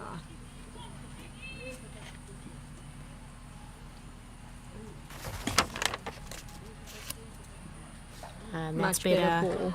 Yeah, just pulled a little bit back of a length and played off the back foot out to third man for one. And Robin Dormal fiddling a little bit there with her bat. Hope that everything is well. But Michaela Edwards, the youngster from the Easterns team, she played in the under-16 team and did quite well there. So she'll be looking to duplicate the performances that she had in that national under-16 week. Oh, crashes into the pad of Molefe, but the umpire not interested at all, definitely just sliding down leg stump. First ball for Naomi Lefe. Couldn't quite dominate on that one. But like I said, it's first ball. Don't want to be swinging out the park. Yeah, Naomi Molefe, another very exciting player, as she was part of the under-16 team for the Lions. Oh, down the leg side, but called wide as there was nothing on it by Molefe. Molefe, part of that Lions under-16 team. She's from Dobsonville originally, and she had a really unbelievable under-16 national week, where in the first game against the Badgers she scored 175, and the next day she came back to score another century, 109 not out against Western Province. So she is definitely a young player who is in form. But she's looking to go across the line there, and missing the ball completely with the bat, crashing into that front pad, and that looked to be a little bit closer than the previous one that wrapped into that front leg. Yeah, I think it's a little bit disappointing as a bowler. You know, you've gone for a few 3-4 wides in your over. Sometimes the umpire just might not want to stick on the day. Personally, from my angle, that looked odd, but we are sitting at an angle, yeah? Yeah, we're kind of sitting behind mid-off, so we are not perfectly straight, but short and straight and pulled array around the corner. No, Malefe looking for the second, but deciding against it. You're a star. Thank you. And that'll be the end of the first 5 from it. 127 runs to go for the Lions to take victory in this first game of the Global Cricket Tournament, sponsored by John Deere. Yeah, I think if it wasn't for the wides, that would have been a good over. The Lions are 5 after 1 and 3 of those runs came from wides. Bit disappointing as the opening bowler, but maybe she'll come back in a second over. Yeah, we did see also a slowish start from the Easterns team when they started their innings. After 2 overs, they only had 10 runs. However, they had lost a wicket. The first ball of the innings, Mpumelelo Mashluwane, just trying to play one down the leg side and getting caught behind by Rosina Manak. Leisha Rudolph into the attack, the off-spinner for the Eastern Storm, senior player for their team, and they rely on her a lot with both the bat and the ball, as well as in the field. She'll come through, right arm over to Naomi Lefe, and as accurate as always. Yeah, Rudolph, very scary bowler to face. She's a very clever bowler, and she gets in the mind. Yeah, she definitely does, and she plays around with her pace, with her length and line as well. So you never really know what's coming, but it's always decent, as it's just played with soft hands out to mid wicket for 1. Good batting from Naomi Lefe. Yeah, just a little bit more on Alaisha Rudolph in the CSA T20 competition. Overall, even though Eastern Storm play in Division 2, she is the most economical bowler in the whole competition, with 12 overs, 32 runs, just going at 2.66 runs per over. So that is really unbelievable. Yeah, no, that's great bowling figures.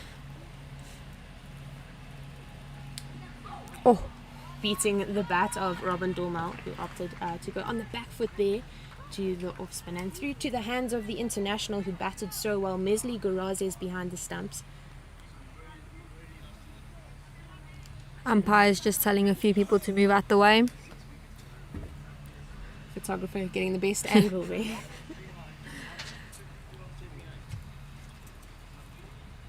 Halfway through the over, and she bowls a really full one just outside the off stump, and Robin Dormel just dotting it down, squeezing it out. Leisha Rudolph, so good and really animated as well. Yeah. You can really tell that she loves the game of cricket, and she's quite passionate about the way she goes about the game. Pulling the length back a bit from the previous, and again getting a dot out of the Lions opener. Yeah, I think Robin's struggling a bit, yeah.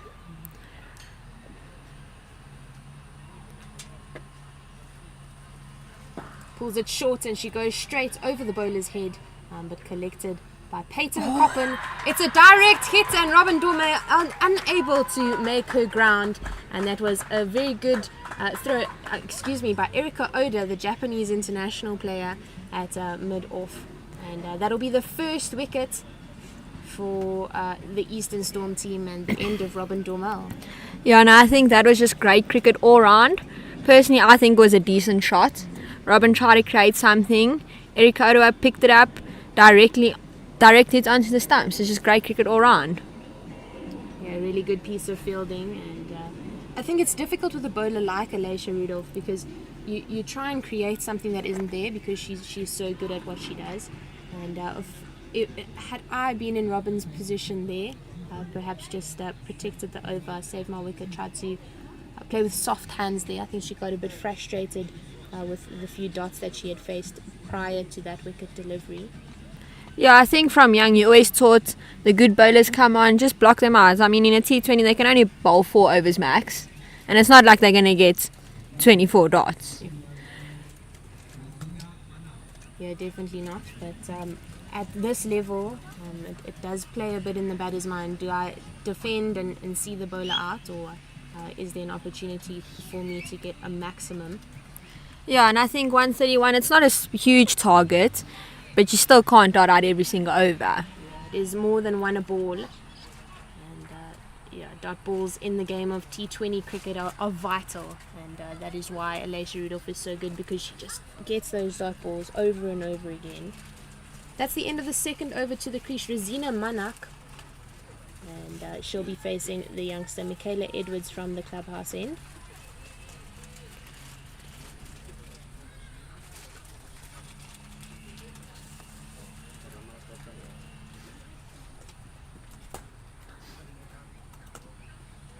Straying down the leg side, and that'll be the 4th wide for Michaela Edwards. She'll be disappointed with that. Yeah, I think she needs another over to prove herself, but it's not a great start to the over. Yeah, definitely not a great start. There's a little bit of a delay in play. There's, the captain, Kaylee Craig, just getting something from her 12th player from the side of the field.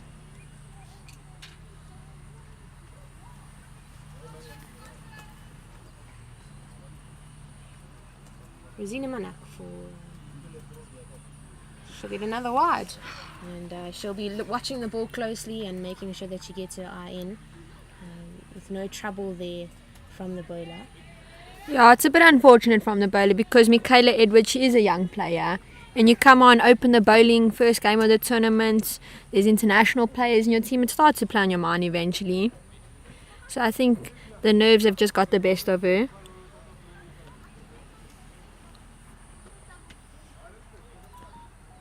Better ball from her, yeah, as that's just a full on that leg stump line, and that's just defended out. Yeah, I totally agree with you. I definitely would have gone with a little bit more experience up front with the ball. Having said that, with this Easterns team being filled with youngsters, their senior players being batters, with the exception of Alicia Rudolph, obviously opening on the other end. Strays down the leg side, and it's wide again. Perhaps somebody like Peyton Coppin would have gone with instead of Michaela. Yeah, and Peyton has that little bit of that in swinger. I think that would be good in the starting overs. Yeah, definitely. The balls that she's bowled have been decent, obviously with the exception of the wides. Yeah. There's a lot of potential. It's just about the consistency and the control that she hasn't been able to get just yet. She's changing her action, right arm around the wicket.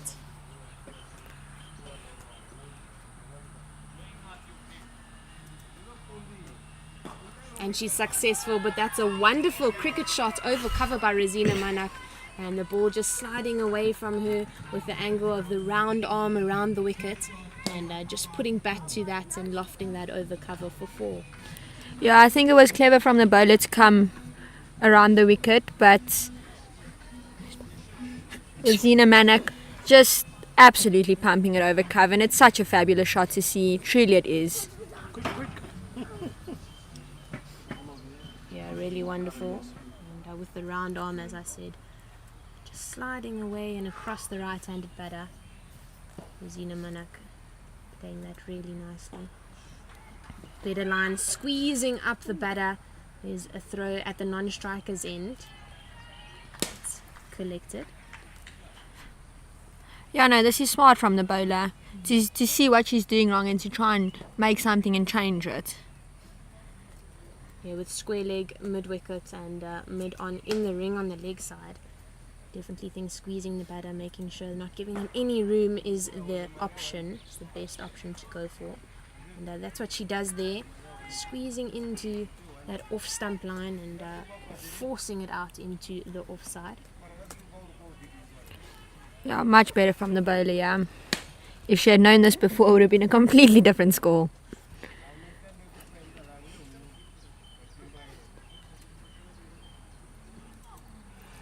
Goes down the leg side, but Manak gets bat on it, and a wonderful catch by Gorazes, the keeper, the Namibian international keeper, and a big dive to her left, collecting that in the left glove.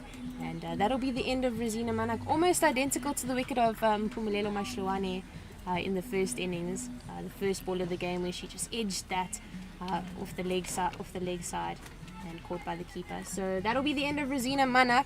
She scored 4 of 4, that 100 strike rate, but her wicket falling will bring Faye Cowling to the crease. Yeah, I think it's just disappointing to get caught behind the legs, because you know it's down leg, it's free runs, fine legs in, but it's a great effort from the keeper. Bad ball, but it should have been punished, but it's unfortunate. She got the wicket in the end. And I think Eastern's also off to a good start. She had 2 wickets down. Yeah, very good start by the Easterns team, and it's just showing the international quality there by Mizali Gorazes. We saw her play some unbelievable cricket shots when she was batting a quite controlled innings at score of 51.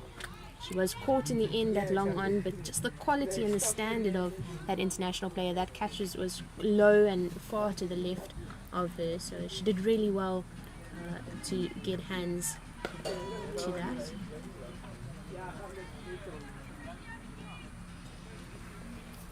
And, Michaela Edwards getting that wicket even though she's had some trouble.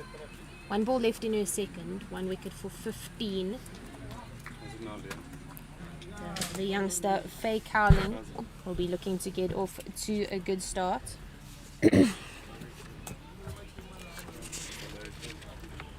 Just 16 years old. As Ken Borland said earlier, she was named as all-rounder of the tournament at the Under-16 National Week in December 2023. And she goes on the back foot and plays this through the covers. Beats Leandre Bentley, and that'll roll out, but she manages to get it in, and they go through for the double. Score goes up for 15 for 2 after 3, with Neo Molefe on 2 of 5, and Faye Cowling just getting off the mark with that lovely back foot drive through the covers. Yeah, no, great shot by Faye Cowling. It's so great to come in and bat, and the first thing you do is get a run. There's nothing beats standing on the non-strikers end when you're starting batting. But I've played with Faye Cowling. She's a very good batsman. She likes playing down the ground, and when she gets her iron, she dominates over long on and long off. So this is a key wicket for Eastern Jar.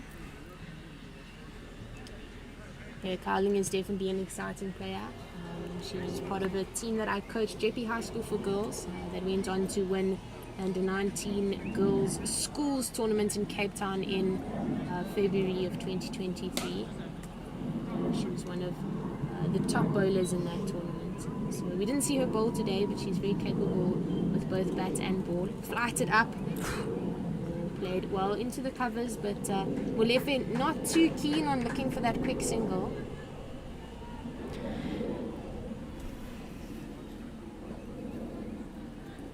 All the fielders in the cover standing on the ring, quite deep, no one cutting the angle in that cover region. It's, Rudolph, so accurate and so consistent.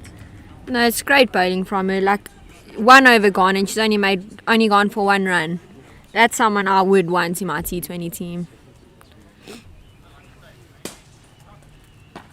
Or a little bit shorter, and played on the up to mid-on, but bounces just before the captain, Kaylee Craig, and Alicia Rudolph creating chances.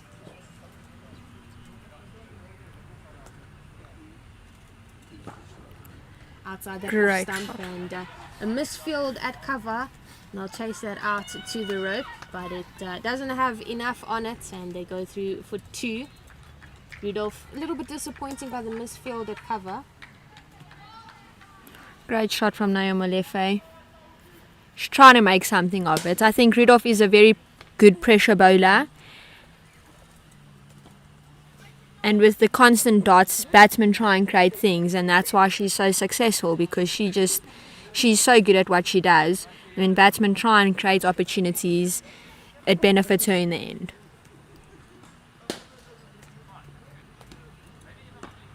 And another dot to close off the over. 3 runs, no wickets besides that run out of her bowling in the first over. Alicia Rudolph doing what she does best, as you said, Emma, and just getting through that over, just 2 from it. And that was excellent from her. Change of bowling from the clubhouse end. Ashley van Wyk, the leg spinner, the youngster for Eastern Storm, into the attack.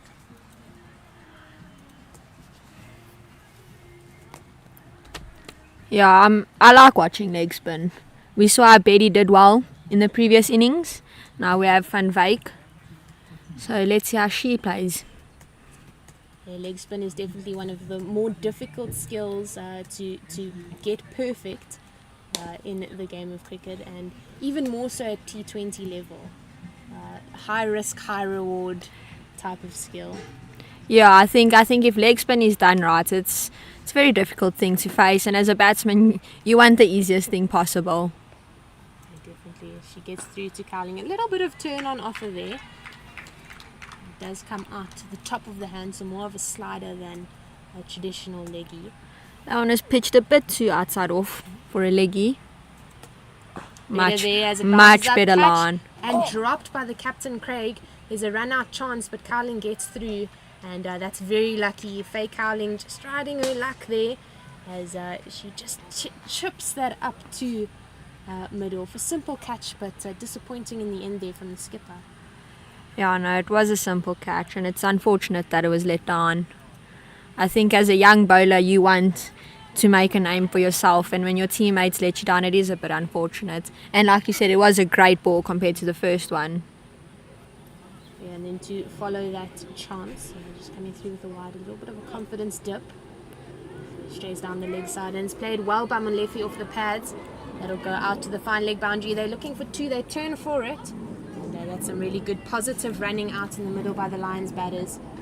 And a good shot taking advantage of the missed length and line. Yeah, to just touch on your confidence dip, but it is true. As a young player, you want to get the most out of it, and to just have your teammates let you down, it's a bit unfortunate.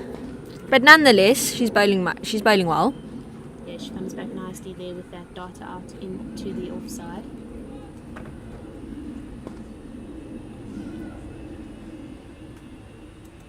Full toss chance over mid-wicket, but Michaela Edwards, the player there, she should eat a couple more vegetables. Yeah. Perhaps a foot or so taller, might have been in the hands.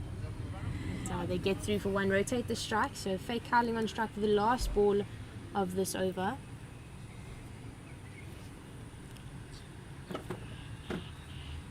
Tossed up again, but played well through the leg side, and that'll go for 4 through mid-wicket. Faye Cowling showing that any bad ball that she gets, she can put away for a boundary.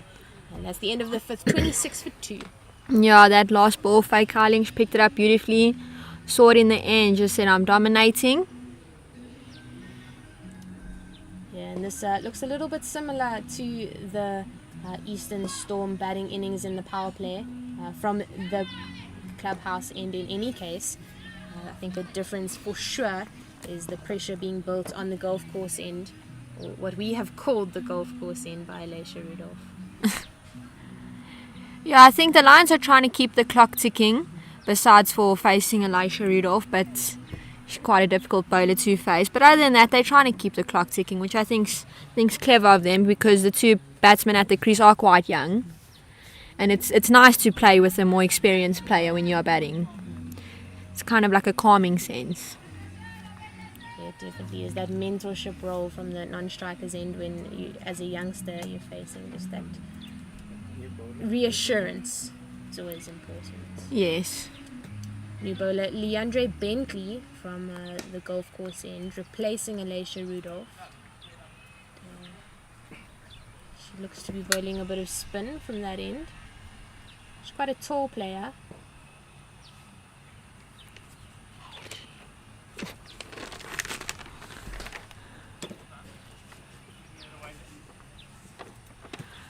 Yeah, a lot of flight, and it looks as if she rolls her fingers over the ball quite a bit. Bowling off spin, but it's just played with soft hands by Molefe to a vacant 3rd man region as backward point had to come through. Leandre Bentley, part of the under-19 Eastern Storm team, and she has a couple of senior caps for the Eastern Storm senior provincial team with best figures of 4 overs, 2 wickets for 14 runs against Limpopo in November of 2023. But she flights it up and just landing on that foolish length because it's so slow. Faye Carling just unsure whether to go forward or back. Full toss there. And over the head of mid-on, and that'll bounce out. Big chase put on, but in the end the ball beats the player and Faye Carling gets another 4 to her name. A little bit less convincing than the previous 4, a bit of a top edge, but in the end the result is what matters. Yeah, I think excluding the top edge, that was well played because Leandri is a very slow bowler, and for Faye to make her own pace out of it, that was well done. Yeah, there we go. That's what you were talking about, Em, is when she's really good in the V. She just used her feet nicely, danced towards that and played it nice and straight over the bowler's head for 1. Yeah, don't give anything full to Faye. Otherwise you're walking back.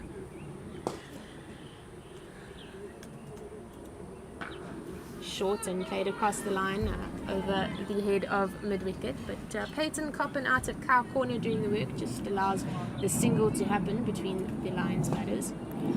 Also a bit of a top edge there from Nayo Molefe.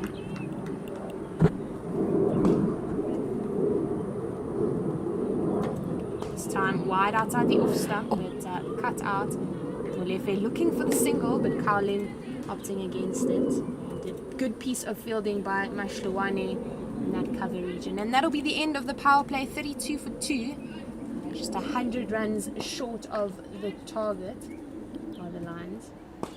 Yeah, I think we've seen some good fielding today. A lot of the players putting their body on the line, but in T20 that's what you want. You don't want to give away these silly runs because you don't want to dive and things like that. So I think the fielding has been great from both sides, but that's one thing I've always said, is fielding is something you can learn. Bowling, you're bowling against a great batsman, you're having a bad day. Same with batting, you get a jaff of a ball. You can't prevent things like that, but fielding is something that I feel like everyone can work on, and I'm glad to say these both teams have impressed me. It's great fielding from both sides. Yeah, as you said, I think one of the main things that controls fielding is energy. I mean, we've seen some really good energy out here by both the Lions and the Eastern Storm players.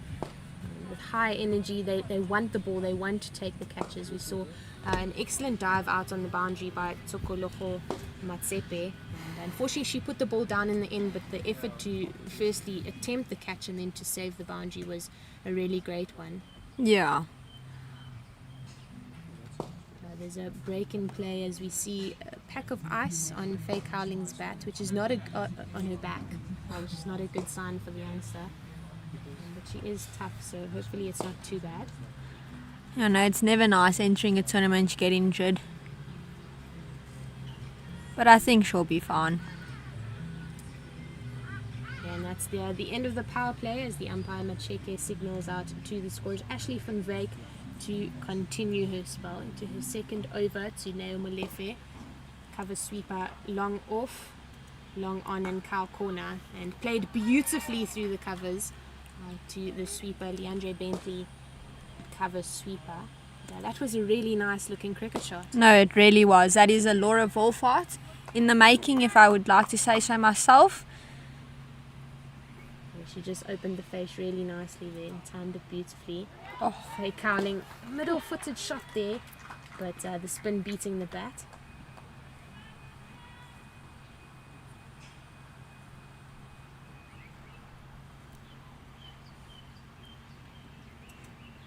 Van Wyk into the pads of Cowling. Half a shot from the fielder out on the cover sweeper boundary. Yeah, to see an LB from that angle is quite impressive. Yeah, well bowled so far in this over by Van Wyk. Halfway through, onto that middle stump line and an attempt to save the single at mid-wicket. They're looking for the second. There's a bit of miscommunication between the fielders as they get the ball in, but that's excellent running, as you said, by Molefe and Cowling out in the middle. Yeah, I think youngsters, they're always eager to want to push for that too, and it's smart batting from them because this is a big field. Full toss there, and that's chalk and cheese there for Faye Cowling as she puts that away. So just touch on the running. When you're younger, your coach always tells you run the first one hard and then look for the second one. Yeah, I think that's an important note to take for any age, not just when you're young. But it is important. That first run, that quick turn on the end to look up, make sure you're not turning blind. I think that's one of the things I struggle with most often with the youngsters when we're coaching. To explain how not to turn blind is quite a difficult task. Also, there's nothing is worse than getting run out. And also running someone out, and then you have to walk back into the change rooms, and you know you haven't done well to them, have you? No, definitely not. That is one of the worst feelings in the game of cricket. She uses her feet really nicely. It's up in the air. Erica under it, she bounces over her ran. head, and one bounce over the boundary for 4. Faye Cowling so good in that V, but Erica Oda just misjudging that at long on and unable to hold on to it. The end of the 7th, 43 for 2. But Van Beek struggling a bit with the boundaries coming from her second over. Yeah, like you said, it's a bit unfortunate. Erica Oda just misjudging it and running under it. Could have been a catch. I think that also would have picked up the Eastern spirit. Yeah, for sure. It is feeling a little bit dead out here at Irene Country Club. As the young Easterns team a little bit low on confidence as the two Lions players taking advantage and making sure that the bad balls go for boundaries. DeAndre Bentley to continue wide outside the off stump but missing completely for that cut shot. That's an unfair bounce. Whew.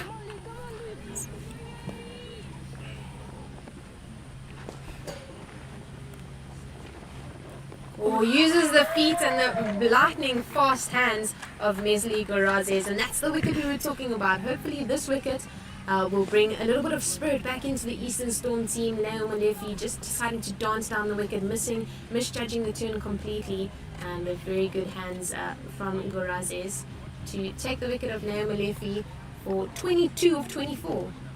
You know, great piece of cricket from the Eastern Storm. I think it was a great ball, and the keeper was just there to pick it up and stump. I think as a keeper, it's always hard to watch the batsman running down the crease because you never know if they're going to get that nick, and then you have to jump, and it's a bit of a mission. But that is why she's an international player, and we can see why.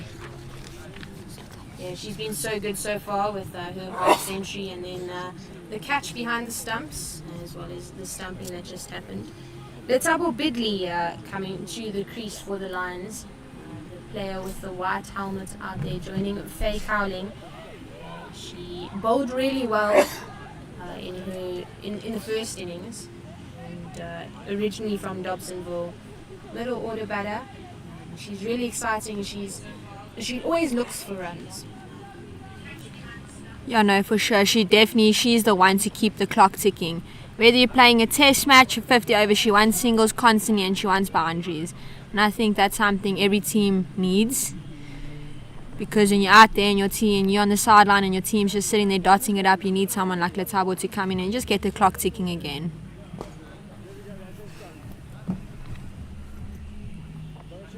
You're very busy at the crease. Asking for middle from the umpire.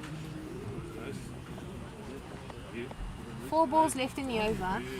Bentley to Bidley and defended confidently off the front foot. It's a great ball from Bentley. Good line, good length.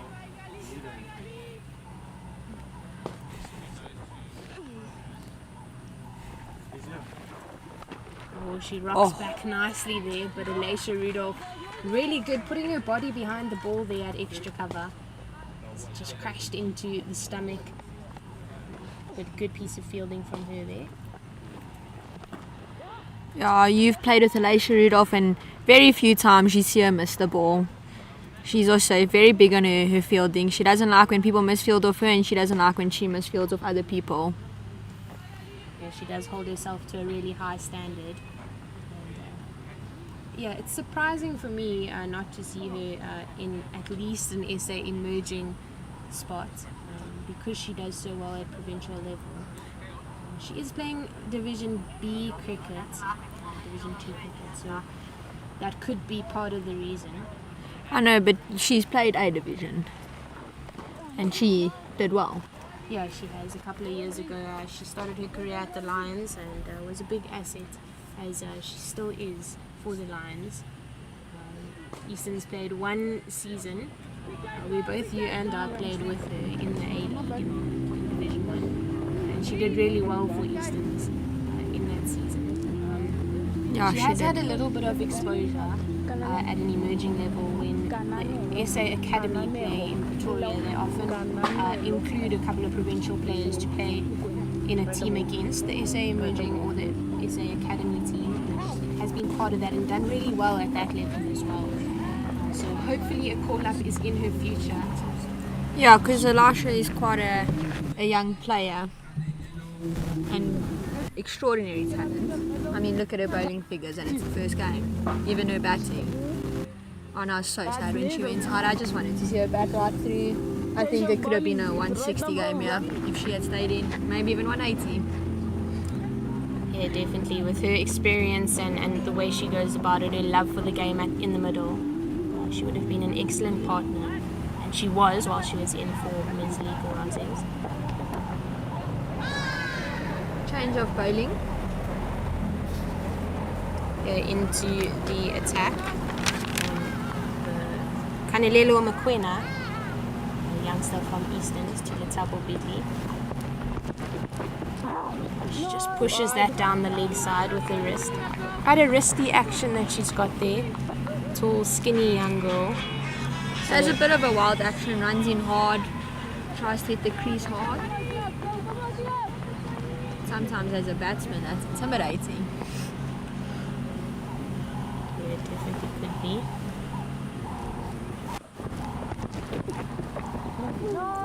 Closer to that leg stump line, but still straying too far down it. It's called another wide. These Easton's bowlers just struggling to hold their line on that off stump line so far today. Yeah, it's a bit disappointing because we came off the Lions game and there was barely any wides in that game. A bit of a chat there from the skipper. So a little bit of guidance given there by the senior player. She finds her line now as it's pulled across the line by Molefe, but fielded well. Just one bounce to cow corner Elisha Rudolph, the player we've been speaking about, who we've been really impressed by so far today. Just collects that one for a single. Faye Carling in to face the new bowler.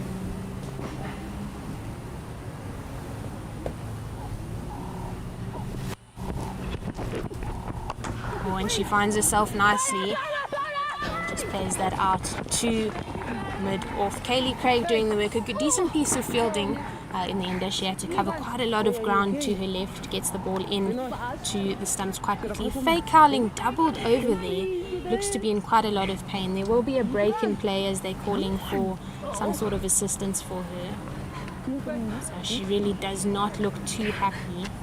Oh no, it's a bit unfortunate to stand on the other side of the wicket and see your teammates in pain, and you know they're having a good game.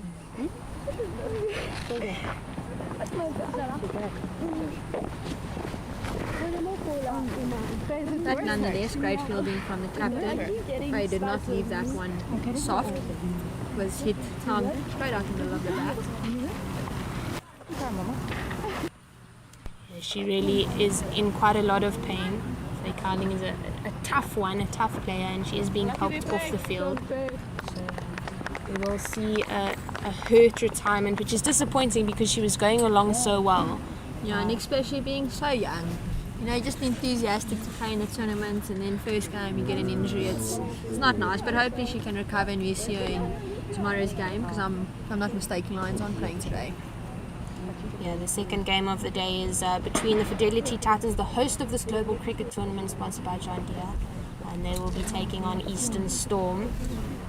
Tomorrow, Titans take on the Lions, and then the double head on the third day for the Fidelity Titans.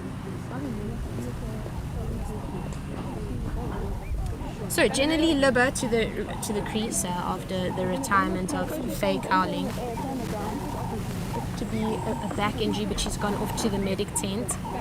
And Jenny Libber, quite an exciting player as well, as she was the captain of the Lions under 16 team. She's also the vice captain of this Lions team, and she's an off spinner and a middle order back. But we see her come to the crease now. On the non-strikers end, gives you an opportunity to have a look at what's going on.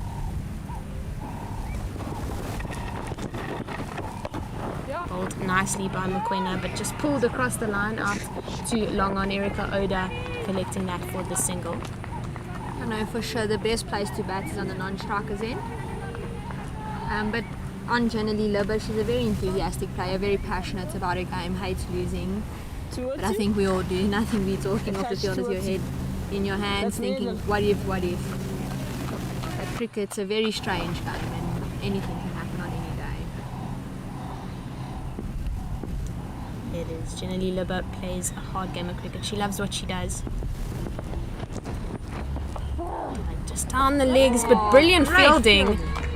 And at a short fine leg region, just stuck the hand out there and just prevented that for sure boundary. It was a bad ball, a good shot, but a good piece of fielding in the end, just to allow that single to happen.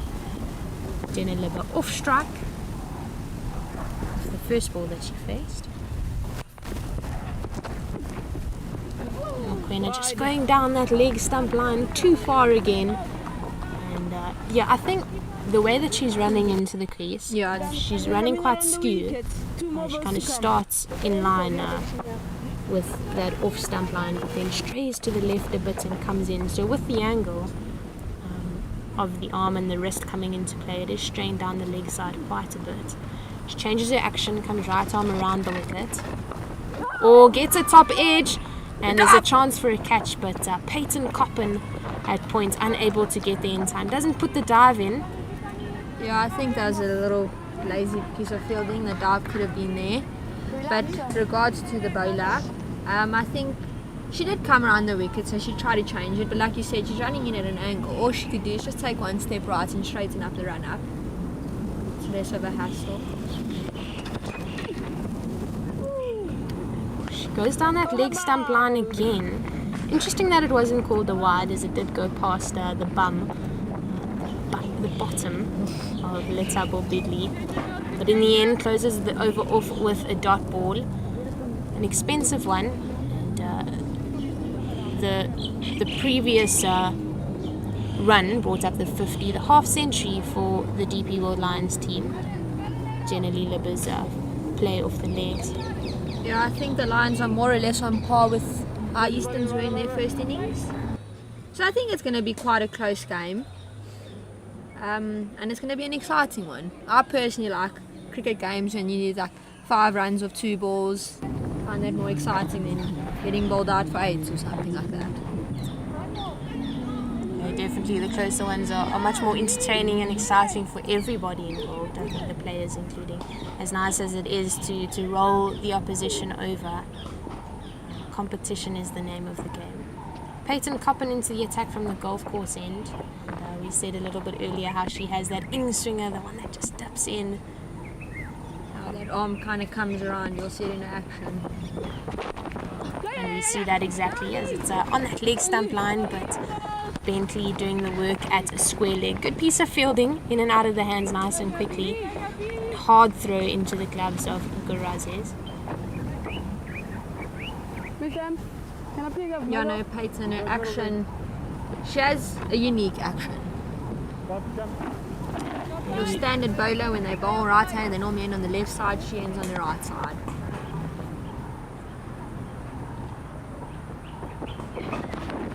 Oh, edged off, and a very good catch by Mesali Gurazes, and she's just shown us time and time again how good she is.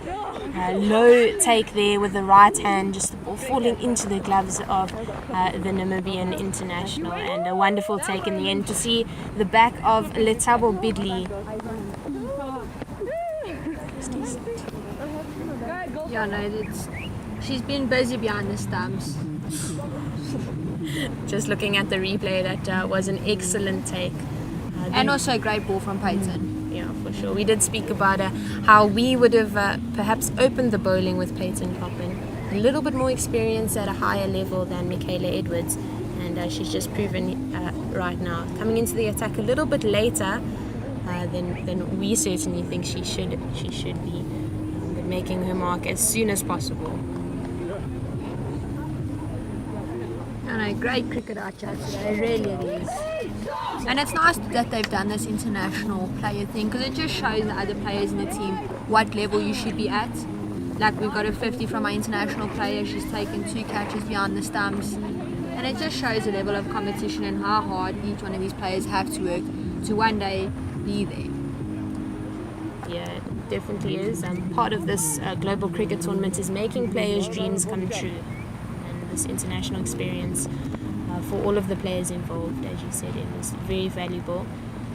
Tukoloko Matsepe into the crease for the Lions. Peyton Coppin on the money, just on that top of off line, and does the work, fielding work of her own bowling. Great bowling from Peyton. And also think on the international players, it's just, as a young player, it's nice to go up to someone you look up to and just ask for a bit of advice. And I think to have 2 of them in a team is crazy. Yeah, no, it definitely is. And, that was called a no ball. This will be a free hit for Mtsepe. Played across the line, but body behind the ball is Bentley at square leg, and they don't get any off that free hit. But unfortunate.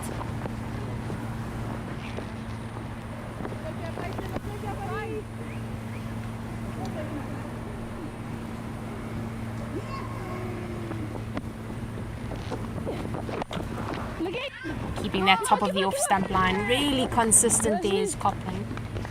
It's great fielding by Ashley van Wyk, like Jenna said earlier on today. It's never nice to field that point. It always tends to spin to the right, to the left. And you know you should start moving to the left, but we never seem to learn.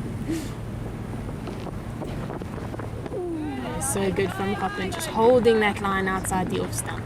Left alone by Mtsepe. Just a little bit on Peyton Coppin at the Under-19 National Week. She won herself a player of the match for her 79 with the bat and 21 for 1 in 6.3 versus KZN Inland, so she did really well for the Easterns team in that game. Oh, what a ball! Through bat and pad and player and stumps.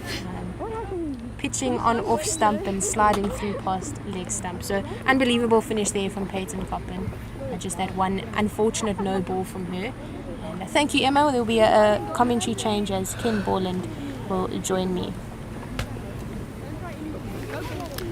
Hello, Jenna. Peyton Coppin just paying for getting a bit too much in swing there. Right through the gate. Somehow missed leg stump. A very lucky let off for batter Mtsepe. But 52 for 4 then, the Lions, after 10 overs. They're somewhere shy of where Easterns were at the same stage, so work to be done.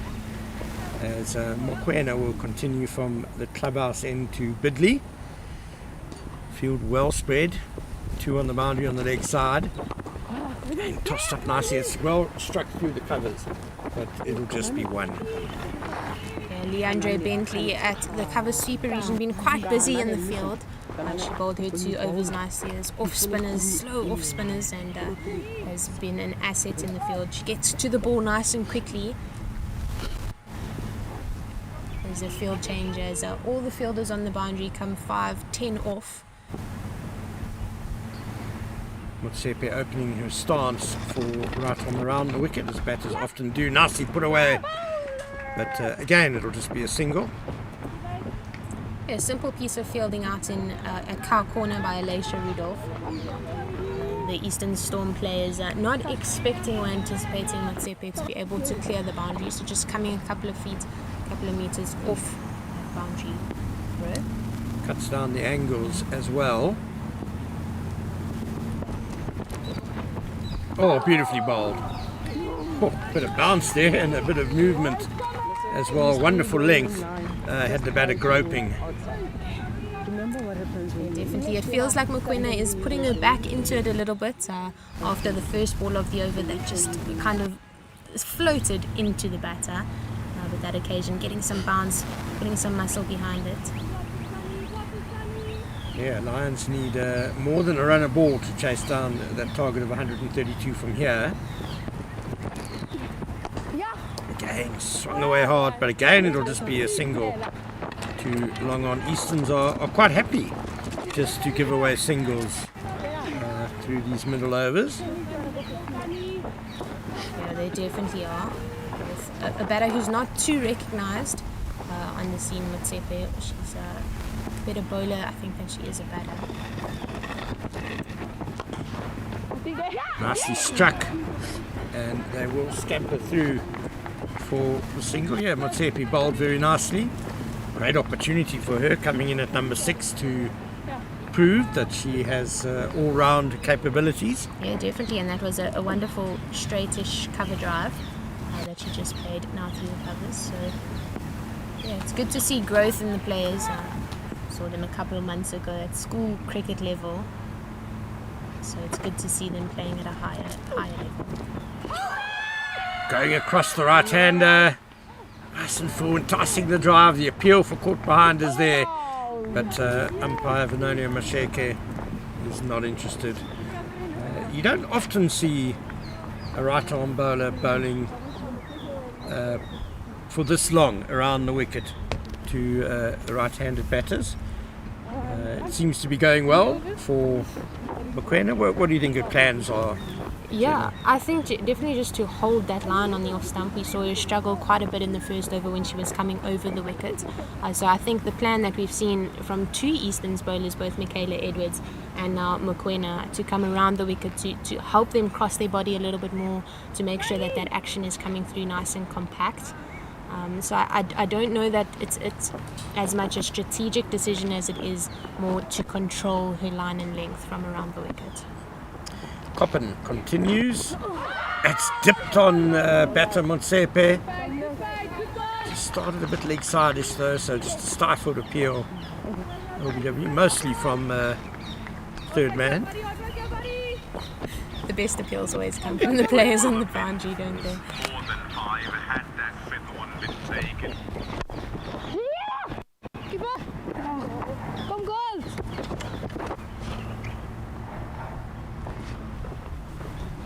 Played nicely out to the deep there for one. Motsepe showing that she can rotate the strike, putting a more recognised batter. Generally Libba on strike to face Peyton Coppen. A lot of seam swing work for Peyton Coppen on the show so far. Yeah, she certainly moved the ball through the air very nicely, and that double strike for Easterns has really set the Lions back. That's nicely hit though off the back foot by Bidley. Lots of work for the cover sweeper, and she won't get there. That's a wonderful boundary for Bidley. Yeah, just dropping it too short there, not allowing the swing to have its full impact there, Peyton Coppen. But well taken on there by Jenny Libba, rocking onto the back foot, full face of the bat in contact with the ball, and picking her gap perfectly. Two new batters at the crease for the Lions as Coppen comes in the game. Oh no, that's come off the handle wrong, the big in swinger and the wide. So Bidley, before hitting that boundary, had 5 off 11 balls, and Motsepe's got 3 off 9. So both batters is taking a little while to get themselves set. Jenny Libba. Showing up Coppen a little bit too short, beating the field at short fine leg, and that'll race away for 4. Well played there by Libba. Took full advantage of the bad ball there by Coppen. Just too straight. Yeah, into her second over, and she just seems to have lost that control a bit that she had in that impressive first over. Yeah, the head falling away a little bit to the offside, which forces the arm to pull up over the shoulder. Maybe trying to bowl a bit too fast. Short and straight, but fielded well at square leg. DeAndre Bentley doing well. Bentley certainly muscled that one away, but straight to the fielder, unfortunately for her.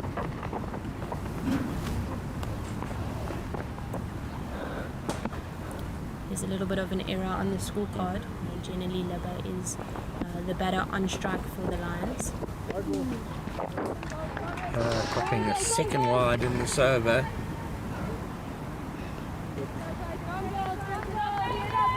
By Kevin Lawrence at the far end.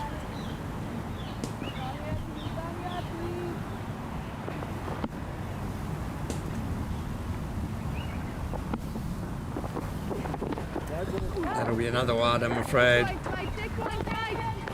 The youngsters from Eastern just struggling to stay consistent or to pick themselves up after they've bowled one or two bad balls in the over. We saw the dip from the opening bowler, Michaela Edwards, also a youngster for the Easterns team, unable to come back after a poor delivery.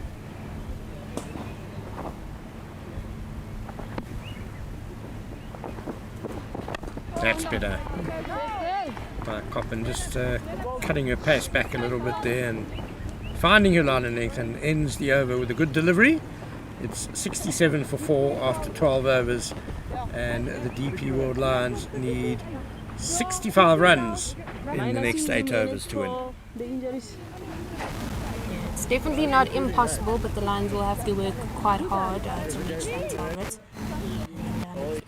Just thinking about the young bowlers that have been bowling for the Easterns team so far this innings.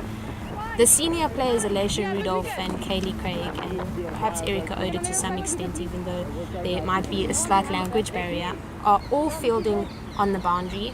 Alicia Rudolph is in the ring, but she's not in a position where she can give guidance and mentorship to the young bowlers. So while Kaylee Craig is doing some really good work on the boundary, I do think that her leadership and guidance for the young bowlers is needed in the ring in a position where she can make a slightly different impact. Van Wyk back into the attack. Wide, but a dot ball at least. Yeah, very valid point there, Jenna.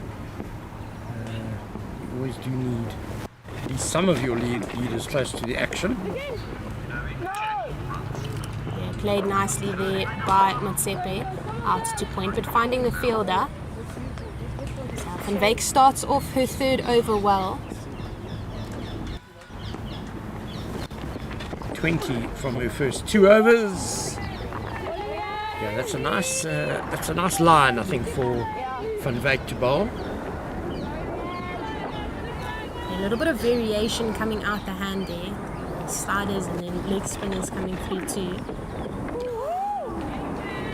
Those first 2 overs of 20, you can't help thinking, and you and Emma certainly mentioned it on commentary, that drop catch in her first over, how different things might have been if she'd got that wicket.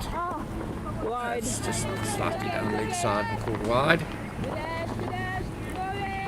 Yeah, we were talking about how difficult leg spin is as a skill to get perfect, and as a youngster she's doing really well. Such a quicker bottom edge through the keeper's legs.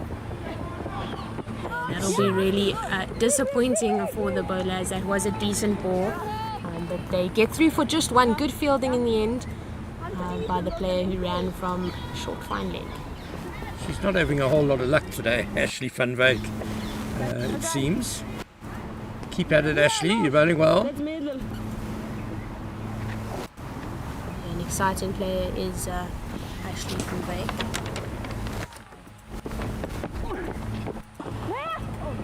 Pitched, but they are coming back for second. Yeah, it's a poor throw. Motsepe's pretty quick. Yeah, Alicia Rudolph picking that one up and just trying to throw too quickly without having a stable base. No feet were on the floor at all there. But just to go back to Ashley Van Wyk, part of the under-16 Easterns team. She's a really exciting all-rounder that's coming through. As, in that under-16 week, she scored 148 against Northern Cape. So we only saw her face one ball this morning for the Easterns senior women's team, but she's definitely capable of coming in anywhere and scoring a couple of runs for her team. Eastern seemed to bat deep as well, because you were chatting about Peyton Coppin also having made runs in the December weeks, and they were down the order, so interesting. Yeah, with the exposure of the young players in this Easterns team at a senior level, even though it's in Division 2, they're playing a lot more cricket, and it does make that junior level quite high, I think. That's nicely pulled by Motsepe, just a one there to count corner. Yeah, Eastern's Division 2, as you say, and I know this is a DP World Lions invitation 11 really, more than anything, but they're certainly putting up a very good showing, and must be favourites to win this match at the moment, with 80 runs needed in a ball shy, no, less than 80, sorry, our scorecard has gone backwards a bit. That's a dot. Yeah, this Lions emerging team is also a well-practiced team. I think it's excellent what the Lions Union have done with this team, and we'll speak about it now. Just a wide given there. What the Lions have done is they have their main senior women's team, where the likes of Khomotso Rapo, Kirsty Thompson, Aibonga Kaka, Tumiseka Kune play. Just played out too long off for one. And that team then has this B team to them, which consists of all of these youngsters that are up and coming. And it's really exciting because they go around and they play against all the Division 2 games on weekends where they don't have league fixtures. So they do play a lot of cricket at a level a little bit higher than club level, which is really good. And I think all top 6 provinces, Division 1 provinces, should have emerging teams like this, because it just creates the pool of players. It makes the pool of players a lot bigger.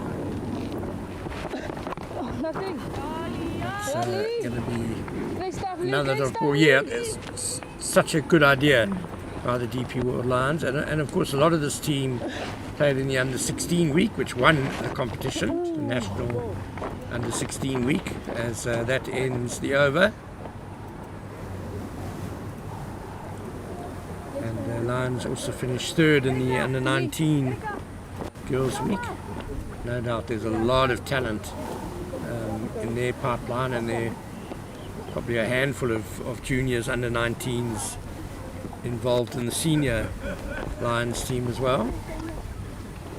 Yeah, they are. And I don't think that the under 19 performance, in terms of players who were selected for the SA under 19 team or the Phillies team, was a correct showcase of what the Lions have. As only one player was selected in those 2 teams. Karabo Meso made the SA schools team, and she was the only one from Gauteng.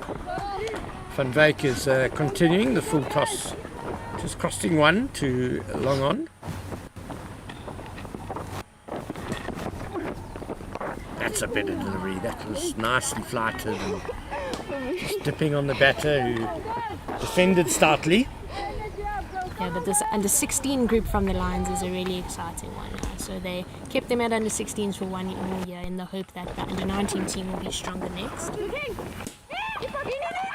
Has to be quick on this run. Oh, the direct hit would have been well out. And in fact it is out anyway, because very smart work by wicketkeeper Carezes, gathering the throw which just missed the stumps and then breaking the stumps, and a second run out in this Lions innings. They could really do without that. Yeah, and that is the end of Jenna Lee Libber, who looked to be knocking on quite nicely, 16 of 14, as our scorecard has updated and is correct now. So she was looking good, looking decent, hitting the ball nice and clean. And it's unfortunate to go out on a run out in that fashion. Yeah, that's a massive blow for the Lions, because you just felt that Libber was the one who really needed to bat through the majority of these last half dozen overs. She looked in good touch, hitting the ball sweetly, and a great bit of fielding. It was a poorly judged run, but you could understand why it was taken, because it looked like it was going to get past the fielder. But a wonderful stop, and we'll just try and confirm who that Eastern's fielder was at quite a straight mid-wicket. That was Mokwena, Kanelelo Mokwena, at mid-wicket, who did the piece of fielding. That wicket brings in experienced under 19 player Samantha Swanepoel to the crease. She bowled really nicely, the slow off spinners in the first innings. and she'll be facing slow leg spin from Ashley van Wyk for her first couple. Van Wyk has bowled really nicely. The wicket doesn't go to her name, but the pressure she's been creating, helping to lead to that run up. Really tossed up again, 2-4, but just the one too long off as Swanepoel gets off the mark first ball. A little bit of a fumble out in the deep, but the Lions players not taking advantage of it.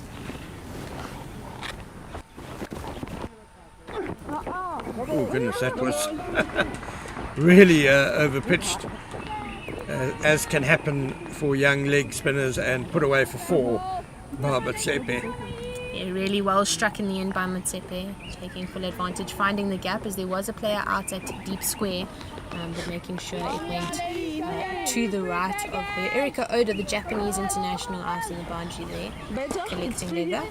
And the bad news for Ashley van Wyk is that it's also a no ball for height. So a free hit now for Motsepe. Oh, well bowled, and crashes into middle stumper, but that will not be out as it was the free hit there, and Motsepe will be kicking herself. The irony for Ashley van Wyk, perfectly flighted and pitched leg break, and she's wicketless, and she's only got 1 ball left in her spell, but goodness, she certainly has deserved a wicket today. Maybe she'll get one with this last ball. Anything is possible. There was a drop catch in her first over. She definitely deserves it. And she's got it! Beautifully bowled, tossed up even more than the previous delivery. And Motsepe just played all over it, all over the top of it, and clean bowled. And Ashley van Wyk finishes with 1 for 31 in her 4 overs. She's bowled a bit better than that. Just reward for the young leg spinner. Yeah, definitely. And Ken, you said it. She deserved it. And yeah, cricket is a funny game. Commentators call. So Easterns will be happy with that, but I don't think Lions will be too chuffed. We often hear about a commentator's curse, but maybe we should start something called the commentator's blessing. But yeah, wonderful for Ashley van Wyk. Young leg spinners really just need so much encouragement coming through the game. It's such a difficult skill, and of course in T20 as well, when batters are going all out attack, it is tough, and they need good captains, they need good support in the field, and they need patience. Yeah, lots of confidence as well. So to the crease we see Leonie Swanepoel for the DP World Lions team. Youngster from Noordheuvel-Hoërskool. She's recently moved club. She's playing at Randburg Cricket Club. Swanepoel Onto the back foot straight away, and off the mark. First ball is Swanepoel, so that's her second single. 2 of 2 for her as Bentley continues.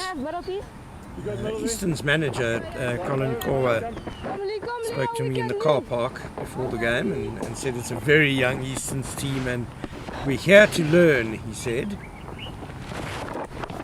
It's nicely bowled by Bentley. At the moment though, it's Easton's who are dishing out the lessons. I imagine Colin Corwer is probably a good poker player. Down the leg side, so no appeal from Easton's. Carrez is quickly across to stop the single. She's been tidy behind the stumps, hasn't she? Yeah, she is really showing her international experience. Made a half century for Easton's. That's a good hit down the ground, but it's been dragged a little bit. So Long On can keep it down to just 1. Yeah, the idea was definitely there for Leonie Swanepoel. The execution, had she kind of held her shape a little bit longer, the ball would have gone straighter in the V and perhaps been able to beat the fielder at Long On.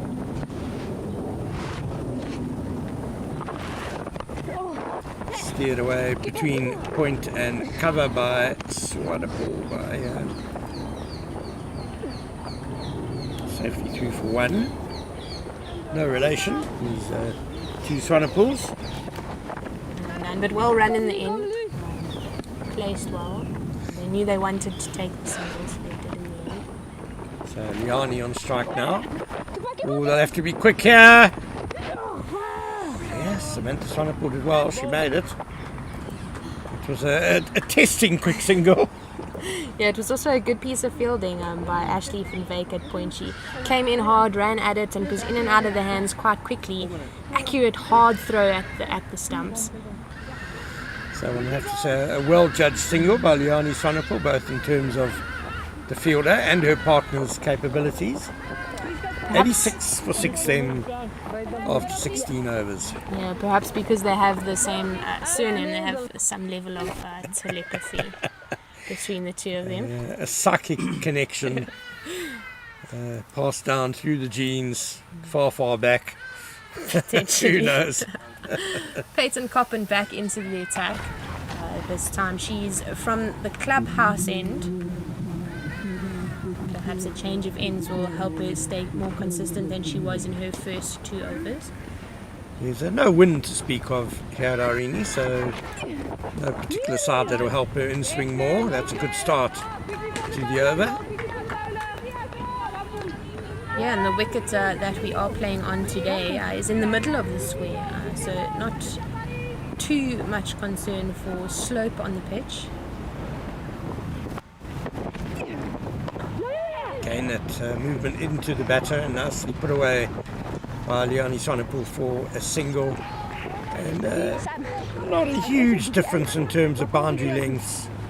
I would say there's a slightly longer leg side boundary for the right-hander now batting at this end. Missed out there, Samantha Swanepoel. Yeah, just trying to pull the ball too square there, and she chosen to go straighter. There's a short front leg only, so perhaps she was trying to get it up and over to the boundary. That's a good hit down to long on. Much better in the decision to go straight. There's square leg and then mid-wicket is in the ring. No cow corner in play with long on out. Yeah, there's a cover sweeper as the other fielder on the boundary. Again, just that wrist falling away and the ball angling down leg side for a wide. Yeah, and Peyton Coppin knows it. She knows that it's the wrist as she just signals to herself, reminding herself to keep it straight, to keep the wrist behind the ball.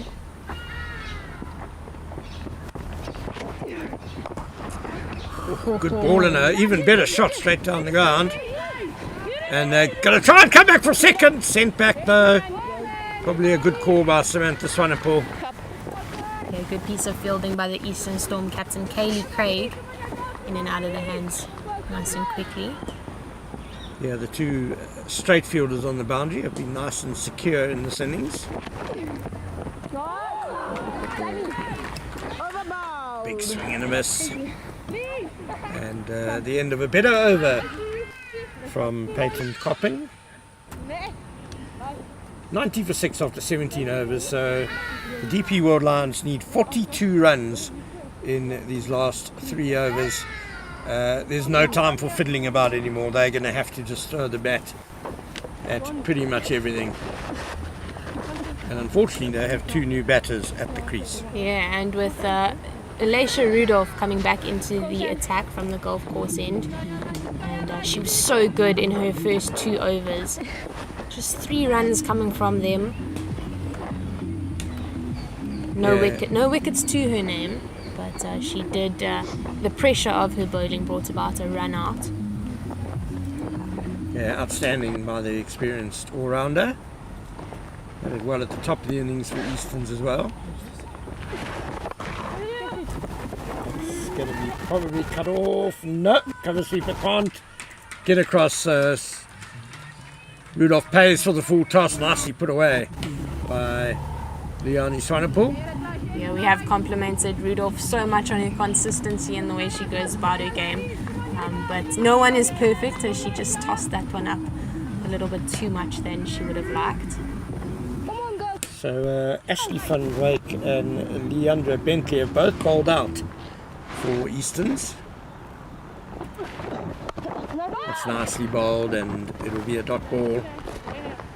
So Van Wyk 4 overs 1 for 31. Bentley, really good, 4 overs 1 for 13. Michaela Edwards has got 2 overs left, and Caitlin Coppin's got 1. Slightly different action there from Rudolph. Another dot ball. Kananela Mokoena has also got 2 overs left. So interesting to see who will bowl 19th and 20th overs. Yeah, well, I think the way Rudolph is bowling, she's got the 20th over, the last over set for her. Yeah, nice and tight from Rudolph.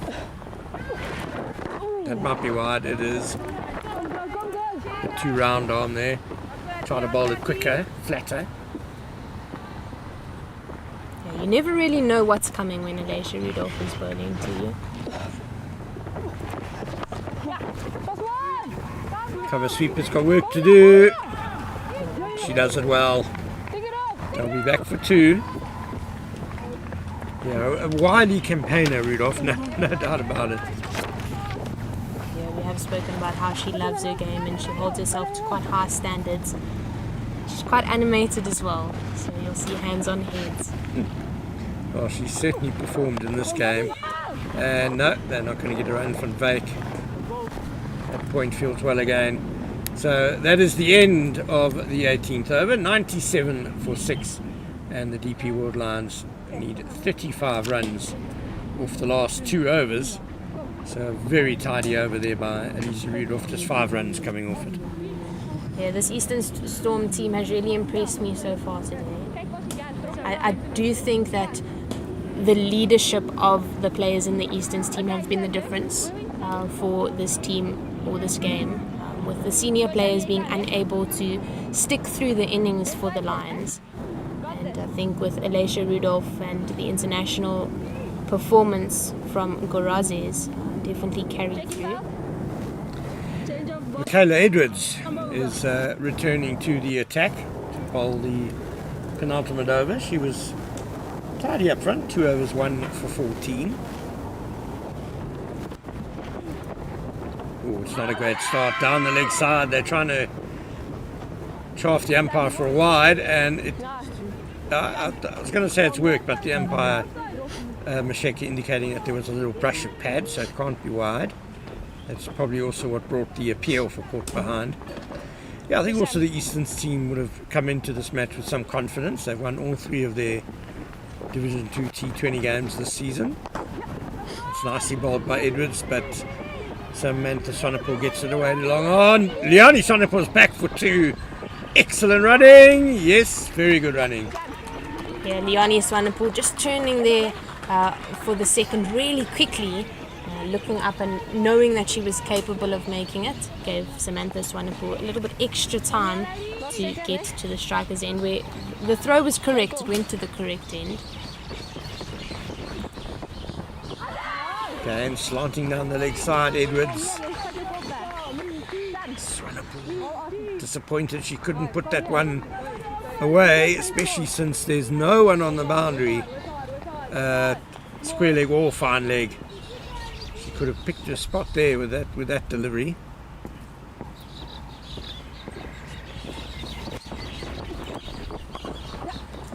Nicely clipped wide of long on. Yes, that's going to run away for a much needed boundary for the Lions. Yeah, Thelma Makubula had little chance there at long on. Both cow corner and long on 5 to 10 steps off the boundary rope, and I think that's what might have cost the boundary there. Had she had a little bit more time to react to that one, different story.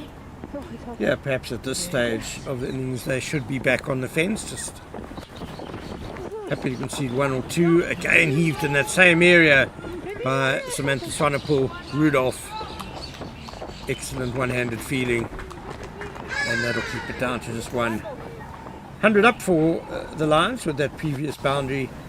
But alas, it's already the 19th over. They need 28 runs off these last 7 deliveries to win.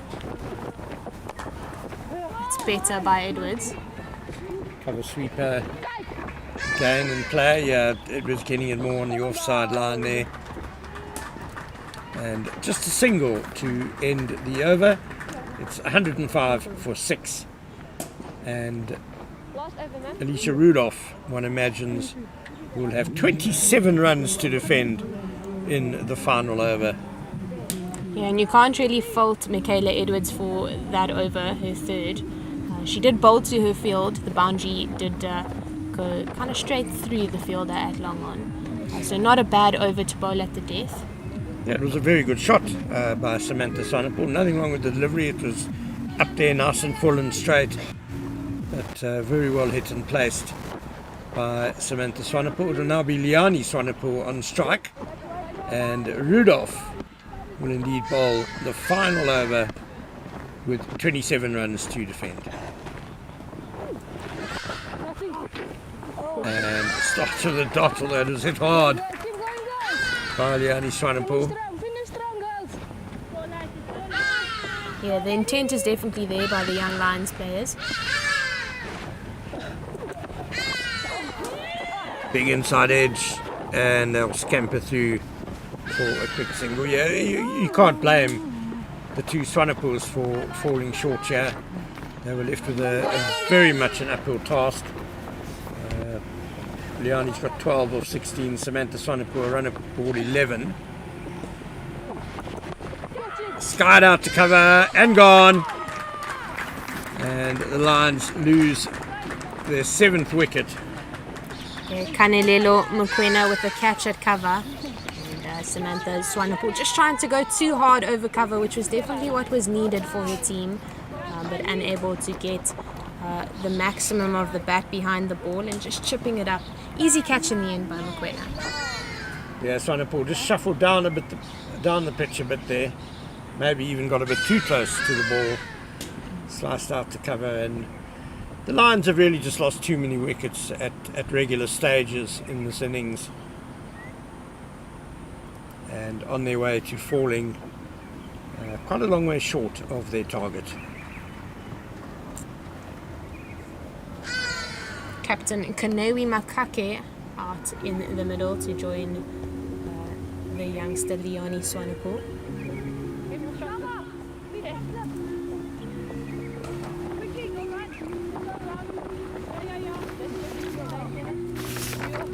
Rudolph just changing the field a bit. She's confident now. She's bringing in a slip. Why not? Why not indeed? Thelma Makubele. It's a nice shot by Makaka for none there.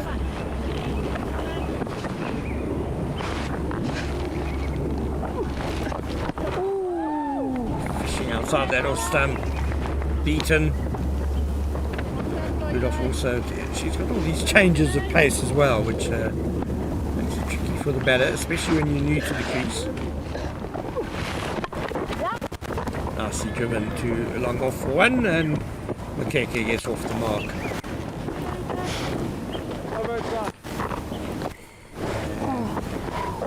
That is the end of the match. DP World Lions end on 107 for 7.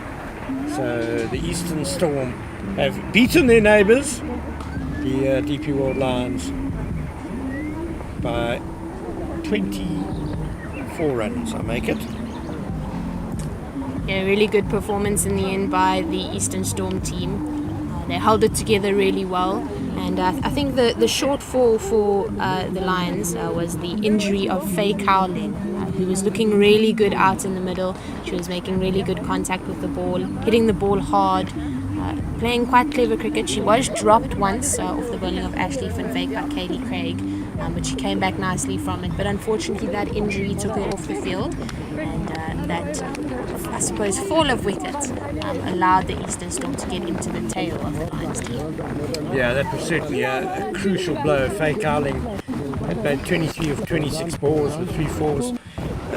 As you say, looked really comfortable at the crease, was dominating, and a great pity. She needed treatment a couple of times. She valiantly tried to push on, but in the end couldn't, and a great pity. And we just hope that she can continue to play a part in this global cricket tournament sponsored by John Deere and brought to you by the Fidelity Titans, because she certainly looks like someone who will be very entertaining to watch going through this tournament, which runs through until Saturday. So the Lions finished on 107 for 7. We mentioned Faye Cowling, 23 of 26 balls. The only other really major contributions for the Lions, Jenna Lubba made 16 or 14 balls. She was one of 2 run-outs in the Lions innings, so that was also a major blow. And Samantha Swanepoel made 11 and Liani Swanepoel 12 not out. The Eastern's bowling, impressive pretty much all round. Michaela Edwards, 3 overs 1 for 22. Elisa Rudolph, superb really, 4 overs 1 for 12. Ashley van Wyk, 4 overs 1 for 31. She bowled better than that. Leandra Bentley was also outstanding, 4 overs 1 for 13. Kananela Mokoena bowled a couple of overs, conceded just 11 runs. And Peyton Coppin was testing as well, 3 overs 1 for 18. And following on from this game at 1:30 start, it's going to be Easterns again. They'll have to go back to back, but they'll be happy. Their confidence is high as they take on the hosts, the Fidelity Titans. Jenna, what do you expect from that game? Yeah, that'll definitely prove to be an exciting one, as Eastern Storm will come off, as you said, with a lot of confidence from this game against the Lions. But I do know that the Titans team is really well prepared for this. They've obviously, being the hosts, they know what to expect. They've been practicing at this ground the last couple of days, so they know the conditions, and they'll be keen to come out here and show what they have. And I'm sure that they will be using the international experience that they have, as well as the senior provincial experience that they have, that potentially both the Eastern Storm and the DP World Lions do not have. So yeah, fantastic. We look forward to that, and we just need to thank really several partners who've made this broadcast possible. A big shout out to John Deere, John Doe, Koi, Renault Centurion, the Baron Bar and Grill.